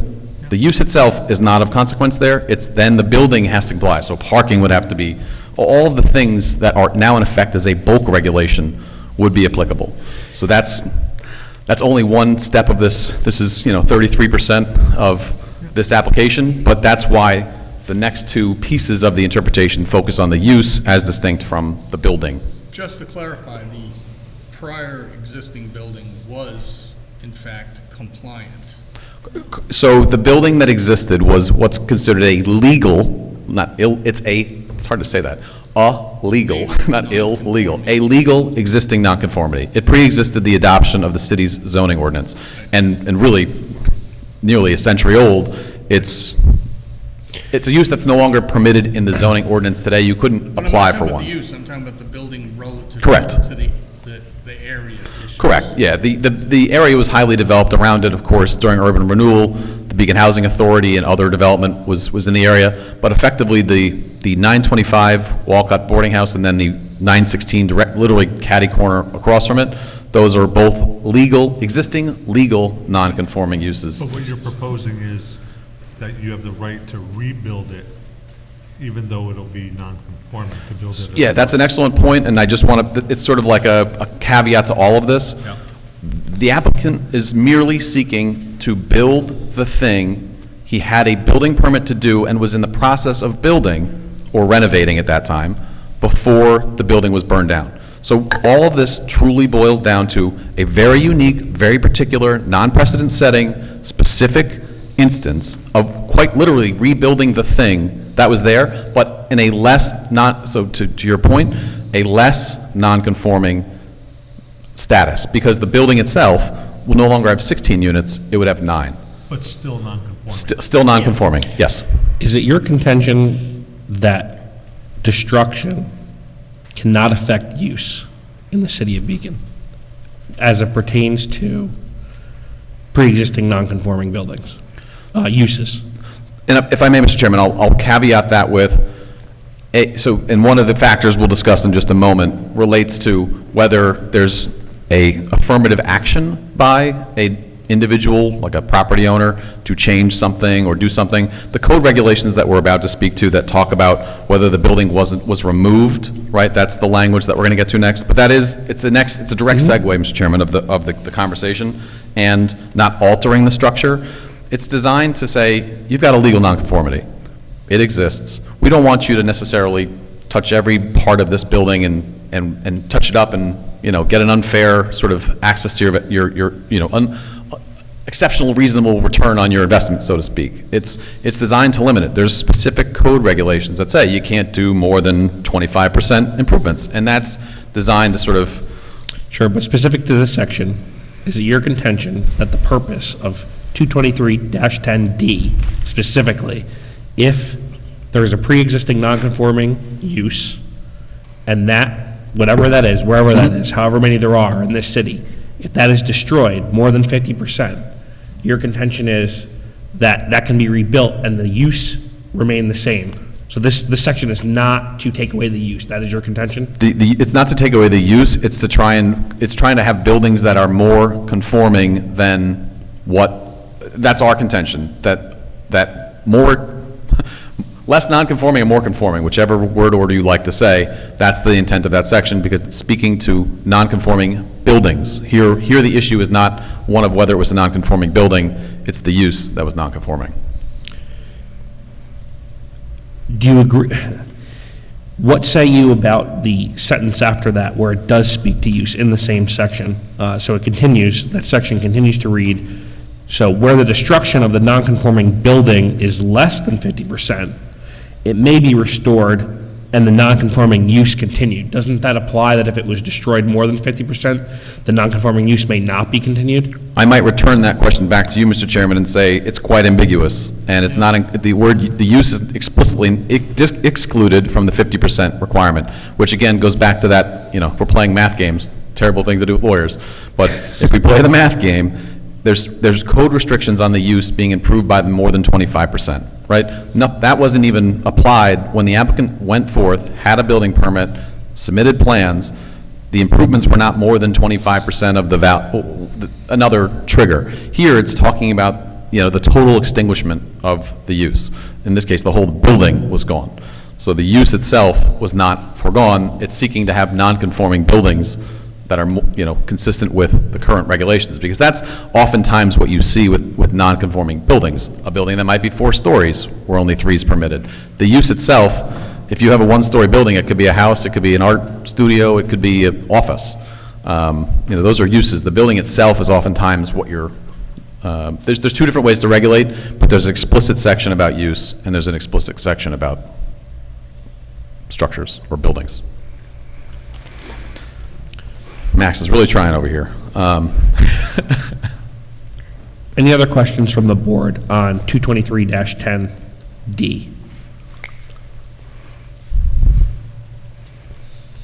Great.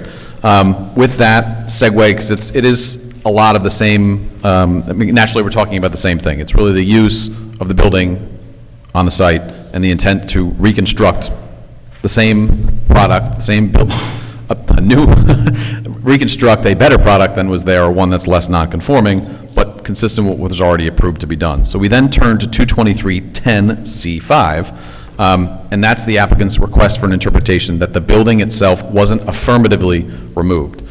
So this kind of goes, I think the chairman's question kind of also walks into this section of the code, because it's talking about removal of a building. A lot of times you'll have uses or non-conforming uses, and if it is discontinued for a period of time, that use may extinguish because it's of non-use. So with this section of the code, we're seeking interpretation that the applicant did not remove the use. I mean, this is a very unique situation, and I'll get to the trigger point in just a minute. And I don't think anybody can reasonably say that the applicant removed this within the intent of this section of the zoning code. So when we receive the new determination, so again, this is now we're into the new or the revised determination. The building inspector states that the building was completely destroyed by fire started by a former tenant of the property. Thereafter, with the consent of the property owner, the walls of the house were demolished in order to give access to the fire department to completely extinguish the fire.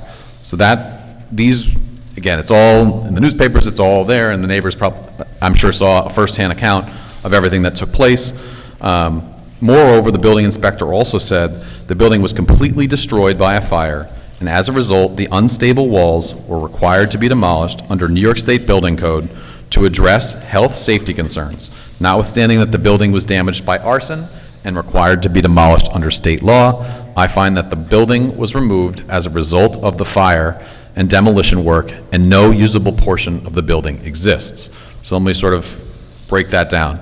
So the fire department, of course, had to literally demolish the building to protect the abutting and nearby properties, many of which actually suffered heat damage, just because this thing you could see, as you all know, from Newburgh. But all seriousness aside, this was not an affirmative voluntary act by the property owner. Again, this property owner is new as of 2022. The prior owners, the prior occupants, whoever utilized this building or tenanted it, they're not here anymore. This is a new owner who was renovating this building and trying to make this thing less non-conforming than was existing and trying to better the facilities. So when the building inspector concluded that the building was removed and therefore the use can't continue, it flies directly in the face of case law that speaks to that affirmative action, meaning the removal, and I'll get to that now. So when we look at the case law that applies to removal, and that's the word that's the focus of this, our focus of this section, it should be the affirmative action of a property owner. So here, naturally, this building was burned down by a tenant, not the applicant, not the owner, period. As I mentioned, the applicant had literally pursued a building permit to reduce the nonconformity from 16 units down to 9. So here, to claim that the removal of the use, it's really directly in contrast to what the zoning code says. And that's really regulating the abandonment, the thing we talked about at the beginning is the abandonment of nonconforming uses, but it has no reference to these affirmative acts of removal. So naturally, now we're sort of utilizing that. It's ambiguous in the code, so we have to rely on our good old friend Merriam-Webster, the dictionary. So we look to the word remove, which in part of that definition is to get rid of. The applicant didn't get rid of the use. The building was destroyed by another while the applicant tried to renovate it and effectively reduce its existing nonconformity. So upholding this determination by the building inspector could also have other unintended consequences or intended, which includes the removal of important affordable housing. Again, this is not 16 units, this is 9 as a reduction, and that's really in direct contravention of the city's current efforts, the comprehensive plan efforts, and the city's longstanding objective to provide more affordable housing. So that's sort of a policy issue, not necessarily, but it's something that we find important here as it relates to this determination, because, again, the applicant didn't take that affirmative step to remove the use from the site. This was quite literally taken from them and then directed by the fire department to be raised for the safety of the neighborhood That is not an act, an affirmative act by the owner to remove the use. But does the law say that it has to be an affirmative act by the owner to be defined as a removal? It's an excellent question. Our supplemental submission. All my questions are excellent. I think it's the fourth time I've told you that one. I'm only, it's fun.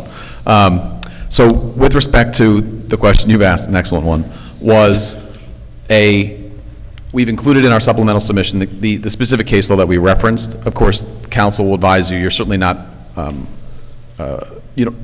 it's illustrative. It's not binding on you by any stretch, but the case law that exists that relates to these issues does speak to affirmative acts, because what it's looking at is, Taylor buys a single-family home, but it's approved for 20 units.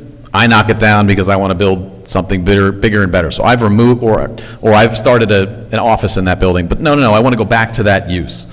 I've affirmatively taken a step to remove the use, put another use in, and now I want the use that I had. So I understand that, but I don't think that answers my question. Does the law specifically say that it has to be affirmative action by the owner to constitute the definition of removal? Or would you agree that the word remove here is still ambiguous? I misunderstood your question. I apologize.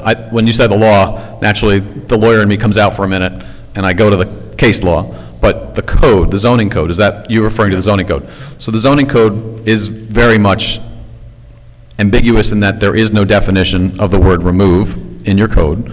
And when this specific issue, which we see regularly in this line of nonconformities, existing, so on and so forth, it's not a matter of first impression for the courts. The courts have seen this issue in many communities and have weighed this specific removal concept, and the courts have had to add in sort of the keywords, right? And in that instance, they've used the word affirmative because that's what you're regulating, is the affirmative acts. Why effectively are you punishing? In this case, it's totally unique, totally specific, individualized. It is not something that's going to be on every property in the city. I don't even know how many boarding houses even exist, and maybe Bruce might have a list. Excuse me, Mr. Flower may have a list. But this is a unique property, uniquely situated. This relief that we're seeking is completely specific and is not precedent-setting. And effectively, this section of the code speaks to removal, but its intent, as expressed by the applicant, again, ambiguities read in favor of the property owner. And when you read a regular definition of Merriam and apply it to the case law, it really does speak specific to affirmative acts, which this respectfully by no means was an affirmative act by the owner to remove the use from the site.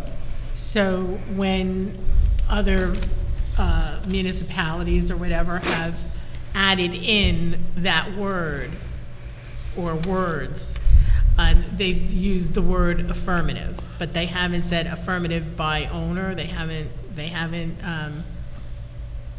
to steal clarified. one comment, an excellent question. All right, all right. Minor I had to let that one marinate for a second.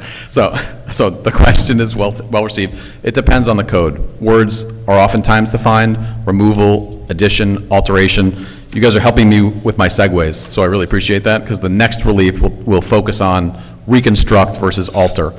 Also words of definition, meaning, but it has different meanings depending on what code and who's defined it. But no calling out of affirmative by owner or at all. I don't have a specific reference for you to that. We're relying on the case law that has spoken to this specific issue to make that position, but the court interpreting it I'm not going to speculate otherwise, but other codes will define specific words to avoid this conversation. Right. And look, you can over-regulate and define the word the and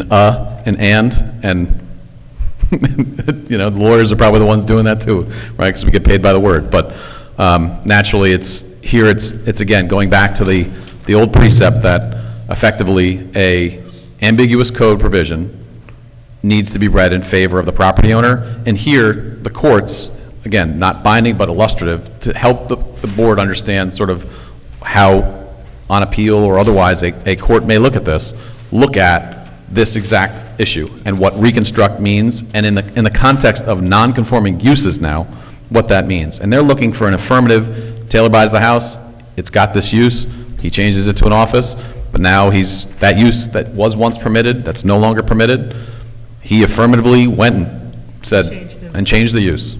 And that's our position on that one. And if I may, I'm ready to proceed to not altering the structure, but I want to make sure, Mr. Chairman. Any additional questions by the board on 223-10 C5? No, no. Thank you. Lastly, but not leastly, right, that's how that works, is 223-10C2. So our position on this specific relief, and again, this is in the revised or the amended determination, is that the applicant is not altering the structure. Now we're talking again about very specific words, but that's because of how they're defined or not defined in the zoning code and what the code itself specifically says. So the second addition, again, to that new determination from the building inspector argues that since there will be a structural alteration that far exceeds the 25% of the building's fair market value, that's the math thing we were talking about before, so I'll start again, that since there will be a structural alteration, that's the key word, bold underline, alteration, that far exceeds 25% of building's fair market value, the previous non-conforming use is no longer permitted. So now we're focused again on the use, but it's speaking to alterations that exceed 25% of the building's fair market value. Just to wind the tape back for a minute, the building inspector, prior to the arson event at the site, burning the building down, had issued a building permit to renovate and alter the building to go from 16 units down to 9. At that time, there was no trigger saying that those alterations, because those were alterations or renovations, exceeded that threshold, right? So there was no variance required, a building permit was issued, the applicant could proceed to alter or renovate the building as approved by the building department. Of course, this determination doesn't explicitly provide support So I for. just have to ask Yeah, you go to ahead. pause Yep. that because you're throwing a lot out there. So is your argument that it's an alteration or a reconstruction? Exactly. Which is it? It's a reconstruction. Okay.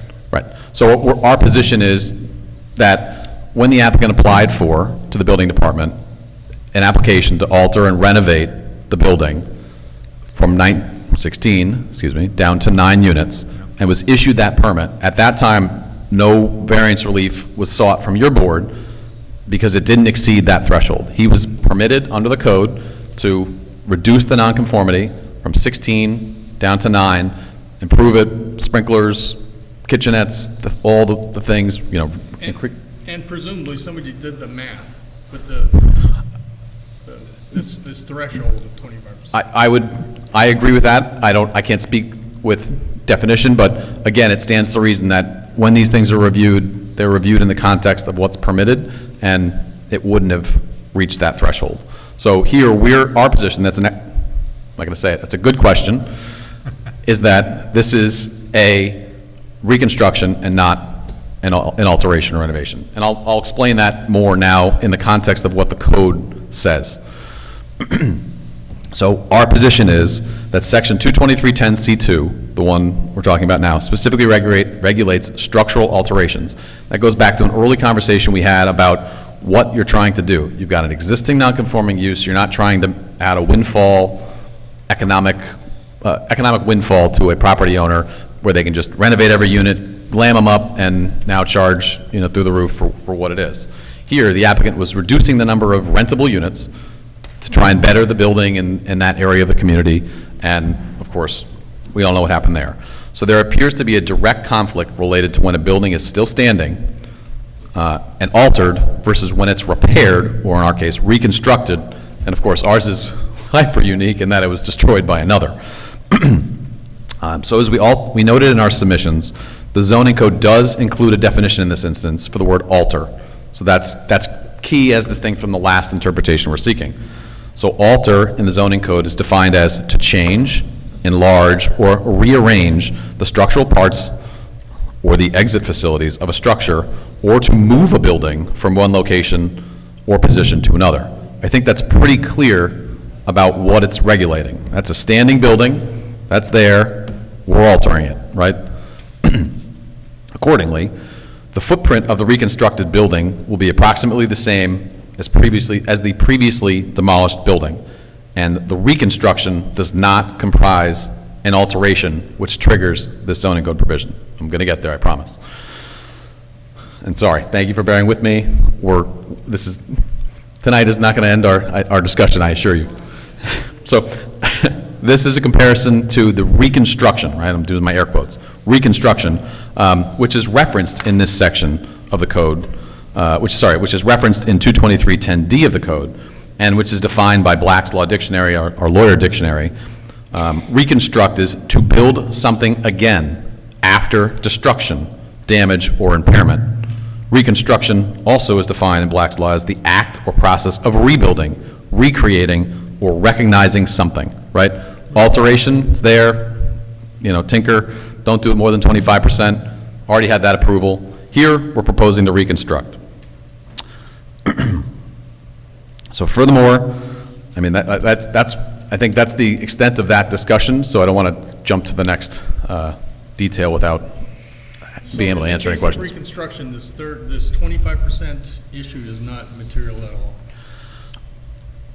I certainly would defer to counsel, but this is kind of the issue that we're faced with here is that each of these criteria is trying to say that the use can't be considered or can't be, so all these things are really trying at the use. They're not trying at all these things may require area variances or otherwise. We talked about that sort of in the context of that first variance, that the use itself, okay. But the building now has to conform to the zoning regulations and the bulk requirements. That's the applicant's position. The same is true here. If a variance is necessary, if determined that this does indeed only apply to alterations, when the applicant comes back before you, if there is a determination made about what, our position is that 25% doesn't apply because it doesn't apply to a reconstruction. It applies to a renovation. That's the short answer. Yeah. Is it your contention that all of these provisions taken together, they are not meant to disallow the use, a pre-existing non-conforming use, if a building is not intentionally removed, so if it's destroyed by act of God or act of crime, or whatever? Is it your contention that all of these provisions taken together do not limit the use? They're only speaking to the structure and the dimensions? Mr. Chairman, if I may, the response that I would have is that other zoning regulations and other zoning codes in other communities will be much more explicit about termination of uses. And Beacon's code, whether it's intentional or not, is ambiguous as it relates to these specific issues. The sections that the building inspector cited do talk about buildings, do talk about if you're renovating, but those are not the issue that's before the board. When you dial it down into what it is, the applicant is simply trying to rebuild, reconstruct the thing that he had a building permit to do on this property and stop. And retain use. Exactly. The use is particular, but we are not making any statement or claim that that building doesn't need to conform to the bulk regulations of the code. So while the use is permitted, the bulk regulations will control. And I think that was done, and again, I can't speak to the founding fathers or or so on and so forth of the code as it was written, but there could be explicit provisions that would have otherwise regulated this, and in so doing, you're effectively also, if the applicant today went back in to build what's permitted, the zoning regulations will certainly be more strict than when there were no zoning regulations. They're going to create a more confined building envelope and have other regulations from a bulk standpoint, again, setbacks and so forth, than what would have been permitted when you didn't have any, you had subdivision regulations effectively. So you had a lot, build what you can build on the lot. Those were the regulations that typically preceded the zoning. Yeah, I'm not trying to pick on words here, but what you're saying is you're proposing that they have the right to rebuild a lesser conforming building. Okay, not before you said to build something that's within the right. So I just want, the lesser conforming. Lesser non-conforming. Lesser non-conforming. Either more conforming or less lesser non-conforming, non-conforming. yes. So the board, in your code, and Mr. Chairman, I just want, this is one key point, and I think it ties this a nice bow. Your code, your zoning code, also included a very explicit provision that allows your board to make a determination that that allows you to reduce nonconformities. It allows you to say that this use is less nonconforming, you know, separate and apart from all of these discussions. And it all kind of ties back into what we're talking about. Because this building, the use has not been extinguished. The applicant didn't affirmatively there's a word, remove the use. And it's just the opposite. He applied for a building permit, got one, was renovating the building, and it was torched. Here, the applicant is simply trying to build that again, but should the board find that for all of these determinations, the applicant would still have to proceed before your board if he does not build a zoning bulk requirement permitted building. So the use permitted, but the bulk regulations would have to be satisfied, and any of those that aren't met would need relief from your board for area variances. Was the original building compliant in terms of the bulk requirements? So it's an interesting question, because the building itself was legal, non-conforming, so by definition, that means yes, but does that conform to the current zoning regulations? I don't know, but the building itself. Because you're saying the bulk regulations are separate from the use. Correct. So this was a non-conforming building, correct? Yes. No, it was a non-conforming use. But you don't know if it was non-conforming in area. Yeah. Well, it didn't have any, when the building was built, you didn't have zoning regulations. So as effect, it's the zoning, the way that the property was situated it conformed to the non-existent zoning. So it's not, if you were to pretend that didn't exist and I wanted to build it today. Structure. Correct. If you were to build it today, I think is where the question is. Your argument, though, is that once it was destroyed, Yes, it didn't lose its use. correct. But if it was to be rebuilt, it would have to be rebuilt per the current code as far as structure is concerned. And that's not our argument. That's what your code says. But, Yep. okay, that's your interpretation. Thank you. So therefore, it is your argument, correct? Yes. Right. So your argument is, so if it was rebuilt as it was, would it comply to the bulk regulations? We would have to look at that, but probably not. Okay. So any new building that would be proposed, if it was the same building that was there, if it doesn't meet the bulk requirements, it would require variances. So the applicant would either need to submit a plan, again, you approve the determinations, the applicant would need to submit a zoning bulk requirement plan that meets the current regulations in the district in which it stands, which is nearly verbatim from what it says in your code, and that goes to that original piece of interpretation material. So if he decides to proceed with the building as was approved previously by the building department, we would have to look at that, but it stands to reason that whether it was building height or otherwise, there may have been a trigger that wasn't zoning compliant for bulk regulations of 2023's existing zoning code, which it would have to comply with. And again, that's all being done from the applicant's perspective to further reduce nonconformities throughout the city, regardless of it's a boarding house, a two-family home, an industrial building, et cetera. There's three words in 10C2 that I don't think you discussed. And what is your take on the term "during its life"? So the code reads, such non-conforming building shall not be structurally altered during its life. I'm sorry, just Mr. Chairman, I'm just looking at the code section. So 223, 10C2. Yep. Such non-conforming building shall not be structurally altered during its life to an extent greater than 25%, right? What do you interpret a life of a building to be?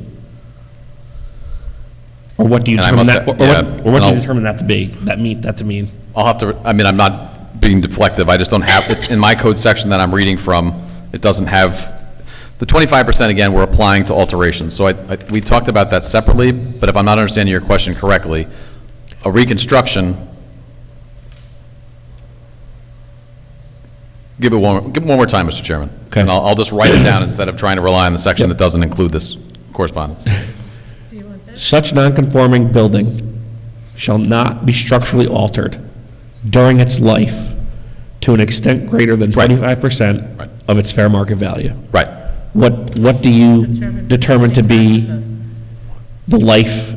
What does that mean? What is the life of, that they're referring to? Well, I think it goes back to the conversation we had about the fact that it's structural alterations, right? This is not a alteration, this is a reconstruction. So that issue is, I think, separate and apart from the issue. I don't have a definition, though, for a life, but I think if you're trying to read it, and this is Taylor on law, not Black's law or otherwise, but if we're looking at what we've been talking about as it relates to this application and affirmative acts and removal of a use, the affirmative act of removing a use, that would seem to be, if a use is discontinued or affirmatively removed, that's a non-conforming use, those seem to be the life. Otherwise, as it would continue as long as it's being used for that use. So you wouldn't agree that when the house is burned down, its life ended? Right, so our position, again, is that it's not a alteration. So the code section you're speaking to. You just don't think it applies at all? I don't think it applies to a reconstruction. I think it applies to an alteration. And as I mentioned, the applicant's original building permit application that allowed the renovations and alterations to take place met that threshold. But what's at issue from the applicant's perspective has been a total loss, and now we're reconstructing the building. We are not altering it. So you're starting a new life. I don't mean to laugh. I think that's a really good way of, the applicant never intended to end the life. It didn't, maybe the tenants otherwise, but this would set a pretty dangerous precedent if you could remove all non-conforming uses by burning them down. I can't help but say it, but that's the reality of what. And once it's built, then it would be subject. It's going to be subject to the alteration laws. Correct. So if they rebuild it to a zoning, bulk-compliant building, if at some point they seek to renovate it, you're not, this law will apply as it applies to any non-conforming use. Do you have any other points you'd like to make before we let the public speak?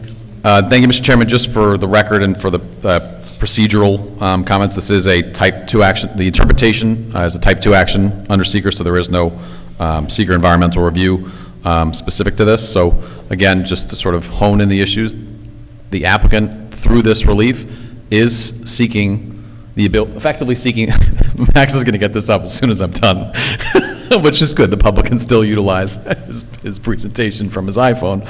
But the applicant is simply trying to build, that the use remains, but the building, any building to be reconstructed on that site would have to comply to the bulk regulations of the code. Otherwise, it'll be before you for area variances. So with that, I'll certainly turn to the public. And again, Mr. Chairman, if you'd like us to respond to any of the comments, in line, we can, or for all purposes, we're pleased to do so in a written response, and of course, aren't intending for any action specifically this evening. We can take some notes and we'll revisit that. Just before we go to the public, I just want to acknowledge we received quite a few emails. Amanda received quite a few emails, and I just want to read the names of those that submitted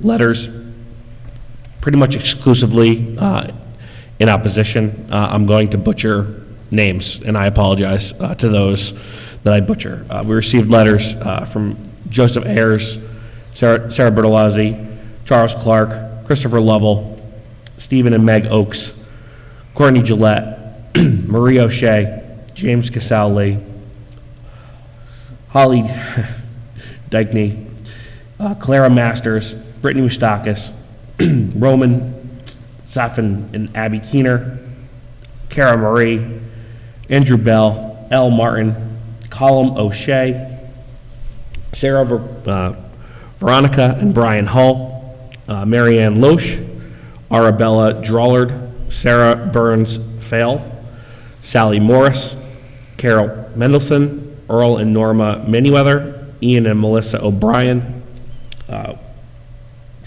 William Stephen and Meg Oakes, Paul and Elaine Carmagna, Catherine Cole, Stacy Merrill, John and Aaron Ganita, J.J. Vaughn, Caitlin Ashley, Chris Ward, Anna West, and Gregory Cole. And we just want to acknowledge that we did receive your correspondence. Obviously, there's far too many to read into the record. Your letters will be made part of the record that will be available online, and those letters will all be available to read to the public.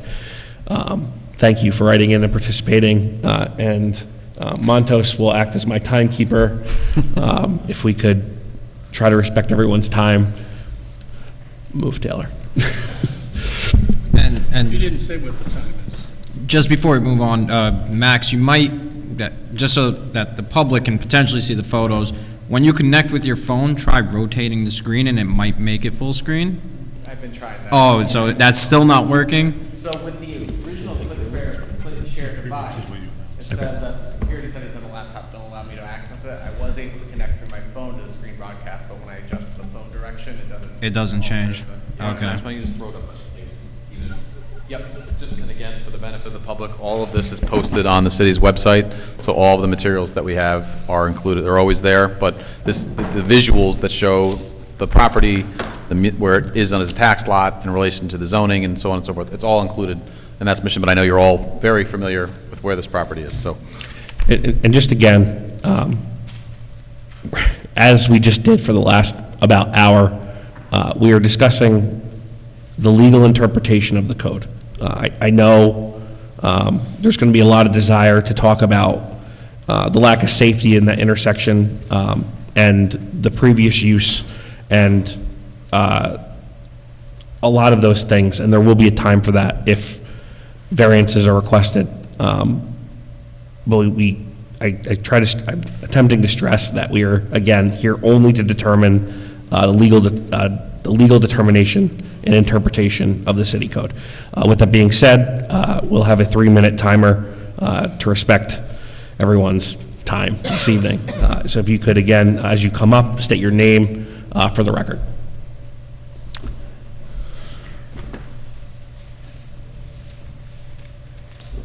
Chairman and the board, I'd like to thank you for having the opportunity to speak, and I will maintain it to the topic of law that we're covering tonight and not further. My name is Lisa Wagner. I live at 66 Sargent Avenue.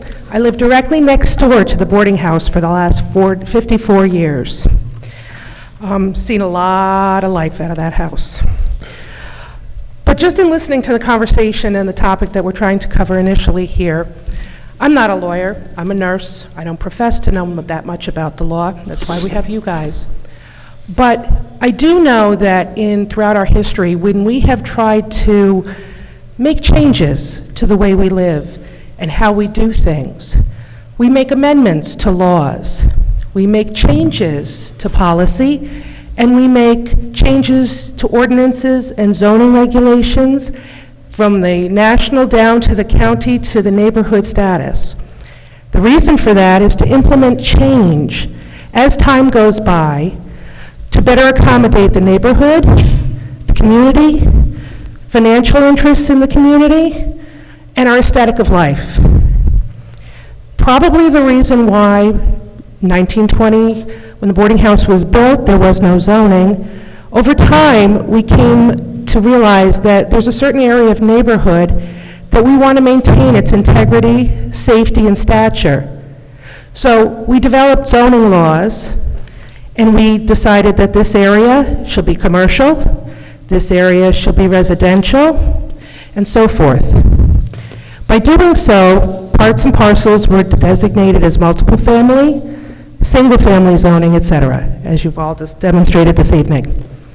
That property next to us has a disclaimer in the zoning law that if and in fact it is completely demolished, which it was, regardless of how, when, or why, that property should be utilized going forth as a single-family residence. 1 minute remaining.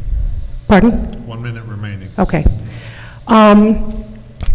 And since then, since 1920, when the boarding house came, the neighborhood has been basically maintained as single-family residences with children, et cetera, and a school down the street.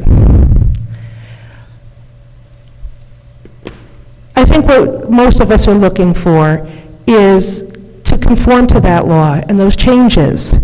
I understand the owner wants to rebuild as such, and he, has his financial interests at heart as well.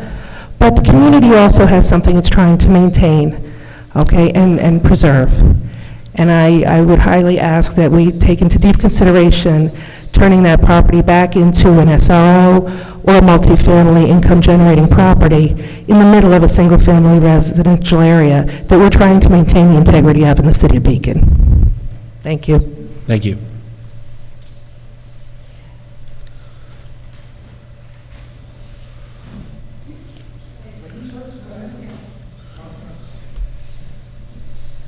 My name is Stephen Oakes. I live at 913 Walcott Avenue and have been there since the early 1990s.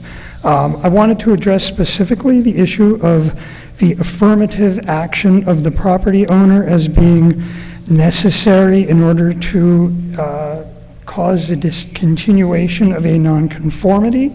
And a little bit of research indicates that the New York State Appellate Court dealt with this in Pelham v. Board of Trustees in 1990, and they determined that the affirmative action of a landowner is essentially being irrelevant to the discontinuance of a nonconformity. And to quote from a little bit of that, it says, where an owner's investment is extinguished by accidental destruction of the structure which had constituted the nonconforming use, it is not unreasonable thereafter to require compliance with current zoning requirements. The public interest preferring the elimination of nonconforming uses, having been postponed, ripens into actuation. Thank you. Thank you.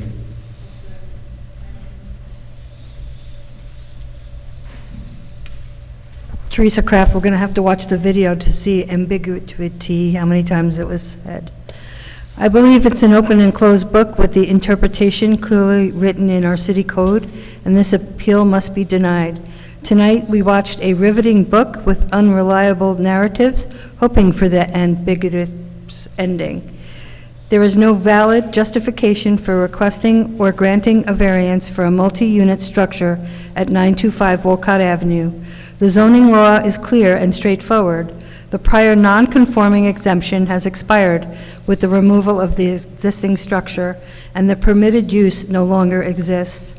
Less non-conforming is not better than non-conforming. Please deny this appeal as requested and vote no following our codes and in support of the residents who reached out in force against rezoning this parcel. I urge you to follow your due diligence and maintain and preserve the single-family zoning in which this parcel is located. Thank you.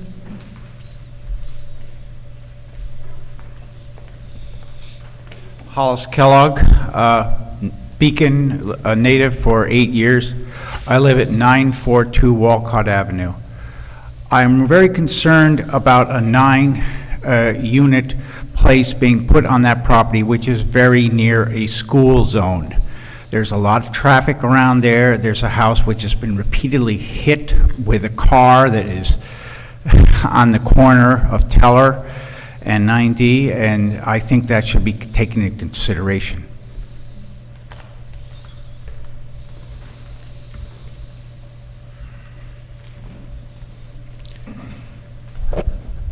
Hi, my name is James Case Leal. I live at 55 Sargent, directly across the street from boarding house since 2018.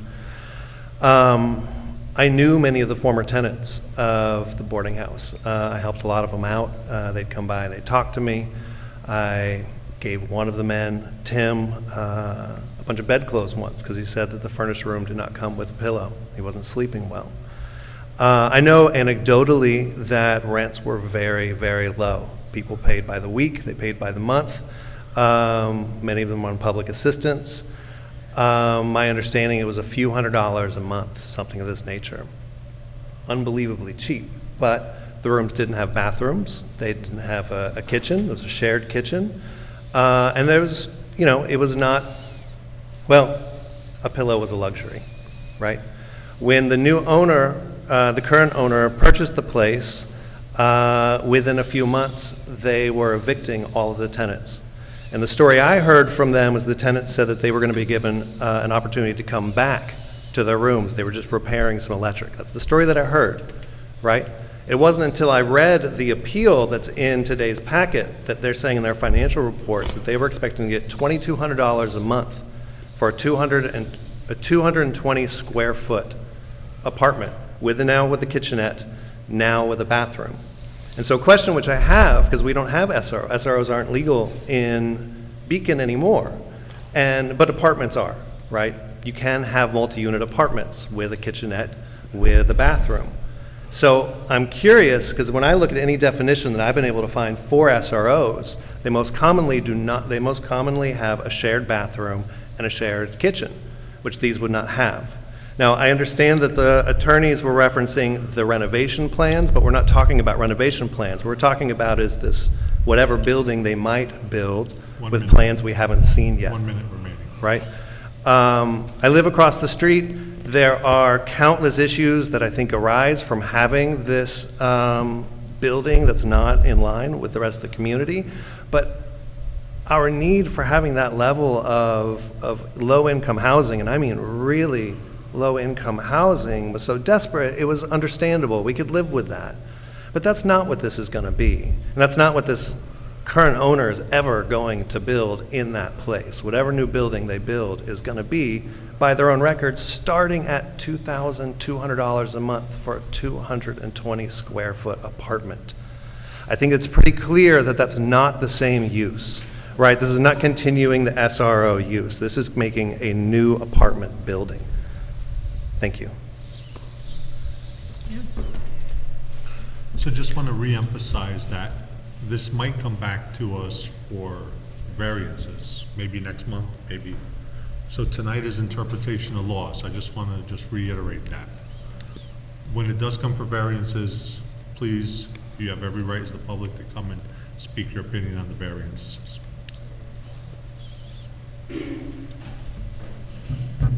Hey, good evening. My name is Michal Mart. Just wanted to speak to Mr. Palmer's stipulation that 22310D, when it says regulations, that it only applies to bulk regulations. I agree with the original determination of our building inspector. The text says is made to conform to all the regulations of this chapter for the district in which it is located. The chapter in this case is chapter 223 zoning. So it applies to our entire chapter of zoning. That's what regulations is referring to. Thank you. Also, I wanted to mention that there hasn't been anyone indicted for the fire. So I kind of resent the fact that he keeps saying that the tenant started the fire. We don't know what happened until the court determines what happened. Thank you.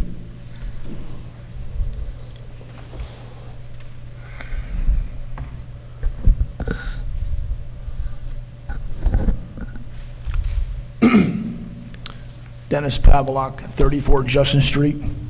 I live just a few blocks north of that, 925. To regards of what have been said here tonight, I see it the other way around. The owner was trying to do everything in his power before some first-class nut decided to burn this place down. And he's getting static, unnecessary static from, I believe, where he shouldn't be getting unnecessary static from. And I call that word discrimination on my end. And I'm not referring to the board throwing that his way. I just wanted to clarify that. However, in his new pursuits, he's going from 16 units to 9 units. I see that a provision by the owner of trying to conform his new building within the city's limits. I just don't understand the pushback, unnecessary pushback that he's receiving from some of these city offices in the city. We also have to be careful of the owners' civil liberties are being affected here as well. So, thank you very much for your time. See you next month. Thank you. Thank you. Thanks, Dennis.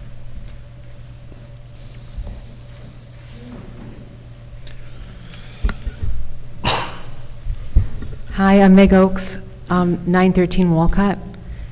I wanted to I tried my hardest to understand everything tonight, and I'm not a lawyer, obviously, but just as an average person, it seems like the code is clear, that what it states that when something is destroyed 50% or more, it changes it. So to me, it sounds very clear. I also was I live right near near 925, and I was touched by many of the letters from the people that have lived there for so long, and it was just nice to see so many of the neighbors. All right, thank you. Thank you.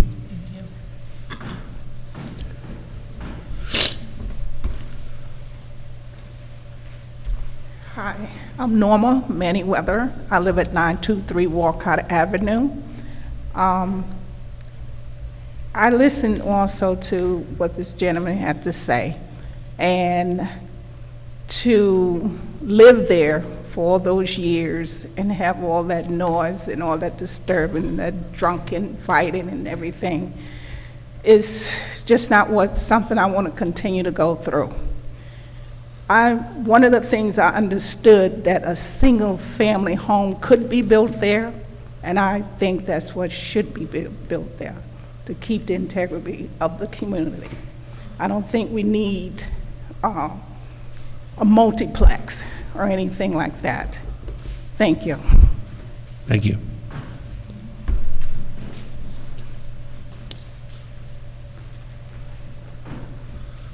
Hi, my name is Jeremy Succo, 27 Melio Bettina Place, Beacon, New York. Thank you for seeing me. I'm actually kind of shocked he didn't know if the building met the bulk requirements right now. But the one thing I was going to say is, it says here, non-conforming use of structures. The non-conforming use of a building or structure may be continued, provided that such non-conforming building shall not be structurally altered during its life to an extent of greater than 25% of its market value as determined by the city tax assessor. You can kind of stop it right there. You don't even have to continue on, because that's unless such alterations are required by law. The fire wasn't controlled by the law. The fire altered that building. Period. I mean, it's pretty straight English there. The fire did alter the building. Thank you. I think they missed it. They missed the subtleties. Anyone else from the public wish to speak? Going once. Going twice. The applicant like to speak again. No, Mr. Chairman, I think we've heard the comments this evening. Certainly, we've presented the details to you with respect to the interpretation. A lot of the comments before us were certainly, we certainly understand and relate to the community character. Again, something that's been there for nearly a century. And again, the action that the applicant was seeking to do on the property from, again, the applicant's position is reducing an existing nonconformity. And any building built there would have to meet the bulk requirements of the current code provisions as it's laid out. So respectfully, the relief that the applicant is seeking from an interpretation perspective exclusively, and we would appreciate the opportunity to be able to respond to these and, of course, the written comments in writing for consideration at your July meeting.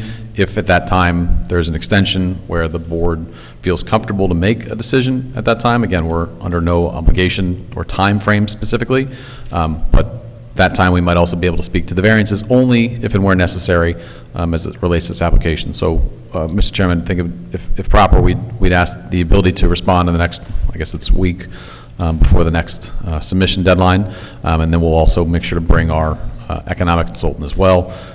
Again, only if we go to the variance relief component, but we're certainly not pressing the board. So I think the idea is to be able to hear the comments as we did tonight, and those that apply to the interpretation requests, to address those explicitly at this time in writing. And then, of course, we can present at the July meeting as well. While you were sitting there, were you able to determine if the building was rebuilt, if it would comply with the bulk requirements? We'll certainly include that in a written submission. Thank you. Thanks. Can I have a motion to re-enter executive session for advice of counsel? Motion to re-enter executive session. Can I have a second? Second. All in favor? Aye. Be back. Thank you.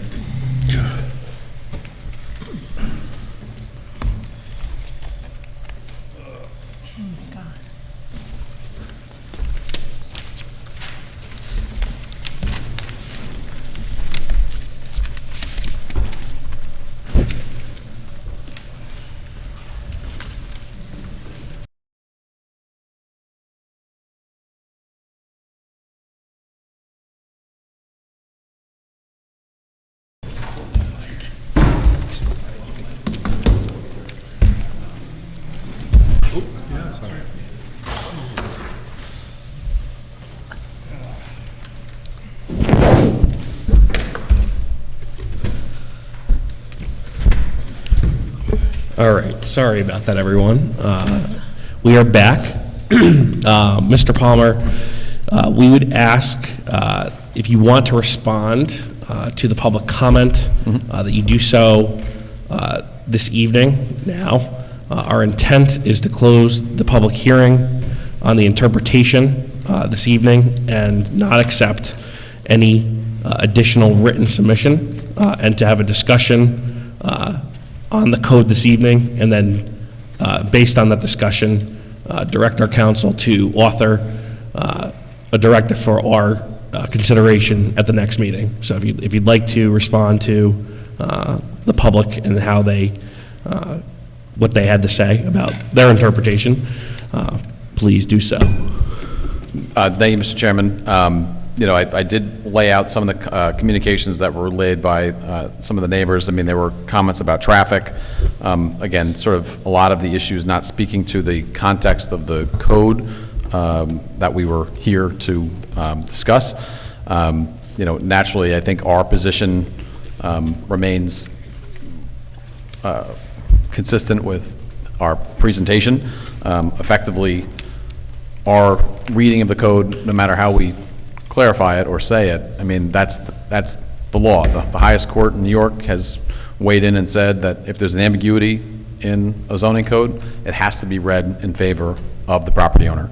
And our position is that the code speaks to permitted and, non-conforming uses and buildings, and in this particular instance, based on what words are defined and those that are not, and then utilizing the resources that we have to interpret them, it weighs, in this instance, of granting the applicant's requested determination as it relates to those three criteria set forth by the building inspector. So our position, in looking at the comments, I think there was a sort of a generalized community opposition aspect of it, but again, not specific to the interpretation, rather the variances that would otherwise be alternative relief before the board. So with that, I think that's our response to those comments. Thank you. So at this time, I will ask for a motion to close the public hearing only on the issue of interpretation of the city code. Motion to close the public hearing on the interpretation of city code. Thank you. Can I have a second, please? Second. I'm sorry. It's just a point of information, if I may, Mr. Chairman, but this would also provide effective notice or constructive notice for, I know we're sort of still in process here, but constructive notice as it may relate to the other, if there are variances The hearing this evening was opened for all of, bundle right. of relief. Yes. So we're just segmenting off the public hearing for purposes of interpretation. That's being closed. Exactly. The public Hearing on the variance. with regard Yep. to variances, if necessary, will continue with July. Thank you for the point of information. Thank you.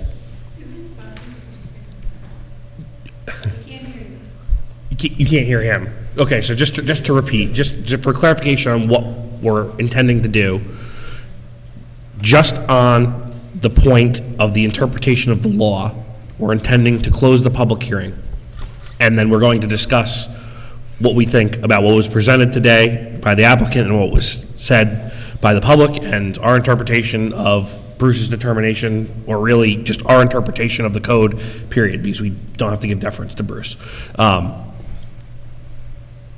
Then we're going to direct our attorney to draft a document based on the discussion that we're going to have in a minute. And then we're going to be able to review that and vote on it next month. And then the applicant will still have the ability to apply for variances, which is when comments that a lot of people submitted become relevant. And so there'll be another opportunity, presumably, assuming the applicant moves forward, to discuss any and all of those things at the next meeting, or any, assuming they don't ask for an adjournment. Right. In the July meeting. There'll be another public meeting. The point is that the public hearing with regard to the variance aspect of this proposal, if that becomes necessary, is going to continue in July. There will not, don't expect another round of mailed notices or publication. That's been done. It was done for everything, and that public hearing, that sort of omnibus public hearing, opened tonight, but the board decided it would be more economical or more efficient just to carve off the interpretation piece. So that's being dealt with and being closed. Everything else is open, still open, and is going to continue in July. The public should be aware of that. You're not going to get another, like I said, there won't be another round of renoticing, but that public hearing will continue. So, keep your eye out on board agendas and everything else, but we'll be back in July. Okay, so I have a motion. Yes. Can I have a second? Second. Second. All in favor? Aye. Aye. All right. Now. Was that the motion to close the public Yes. hearing? Yes. Yes. Aye. Yeah. Thank you. All right, so we're going to take these one by one, I guess, and how will I assign these? So we'll discuss 223-10C5 first. And Elaine, what do you think? Yeah, why not? Okay. In the reading of it,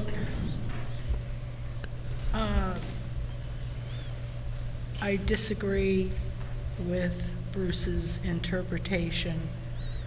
Removed doesn't seem to imply an active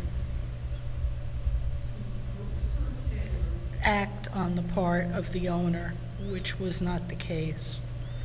So I disagree with the building inspector's interpretation on that, on the first 10C5. Okay. And Montes, do you have any comments on that? Yeah, so related to the first one, I support Bruce's position on that. To me, removed is removed. I'm not interpreting the argument of having to be affirmative action by an owner to qualify as something being removed, so I support Bruce's position on that one. Judy? I also do not support Bruce's opinion. I disagree with Montos that removed is removed. I believe removed is an act that the owner would have taken to remove it or to change something. And I do not think that happened. Yeah, I think that the destruction of the building by fire is not a removal, it's a destruction. And that's, so, Yeah, I think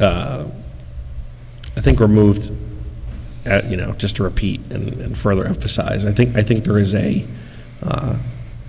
ambiguity there as far as if there is an active component, and I think that based on the law, that ambiguity needs to be read towards the applicant. So on that provision, I would agree with the applicant's interpretation. As to 223-10C2, Montos. Yeah, so this one I don't see as applicable, so I have to disagree with the building inspector, with Bruce on this.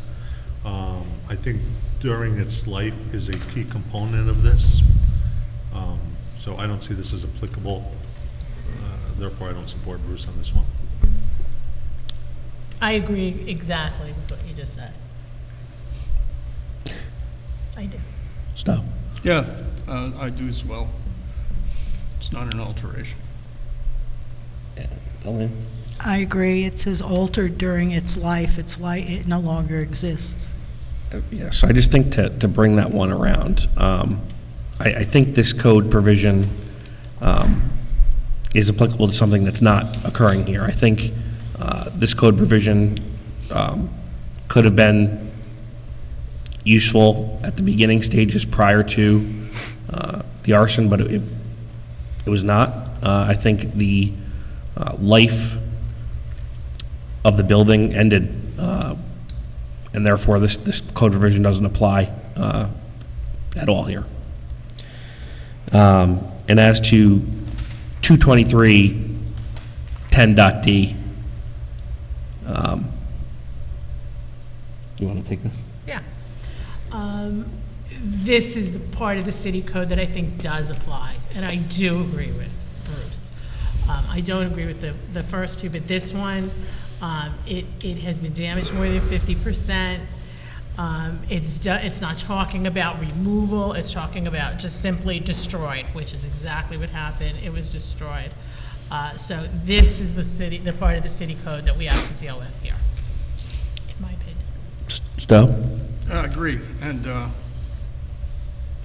the straightforward reading is that the use, because of the greater than 50%, the use variance goes away. So I think Bruce was right. Elaine? I agree with Bruce's ruling on this, especially since later in the code, it mentions that if it's less than 50%, then the non-conforming use is continued. If it didn't refer to use, it wouldn't have referred to it in less than 50% destruction. So I agree with Bruce's decision. Montos? I too agree and support Bruce's decision on this one for all points that were just articulated. Yeah, and I agree as well. I think it's important to note the difference in ambiguity between removed in 10C5 and the language in 10D. I think that it's clear that the section speaks to, again, and I'll quote, where the destruction of such a nonconforming building is less than 50%, it may be restored and the nonconforming use continued. I think that when you take that section as a whole, the only logical way to construe that is that if it is more, the nonconforming use should not be continued. I think that is different than what we determined in C5. And with that, I will direct our attorney to draw up a determination to be voted on at the next meeting. And with that, I'll ask for a motion to adjourn this meeting tonight. So moved. Second. All in favor? Aye. Thank you for your time and deliberation. Just, if I may, for the record, we will be submitting a supplemental submission that will speak directly to that final factor. I know you're considering a resolution at your next meeting, but we will, for our purposes and the variance relief that's still pending related to that specific section, provide additional support for it, because it will translate directly to an area variance associated with that code provision. It's already been applied for, but we will put more information into that as it relates to that, understanding the board's consideration of that section. So thank you again tonight. Thank you to the public for speaking to the issues. Thank you. Thank you. Thanks, everyone. Good job.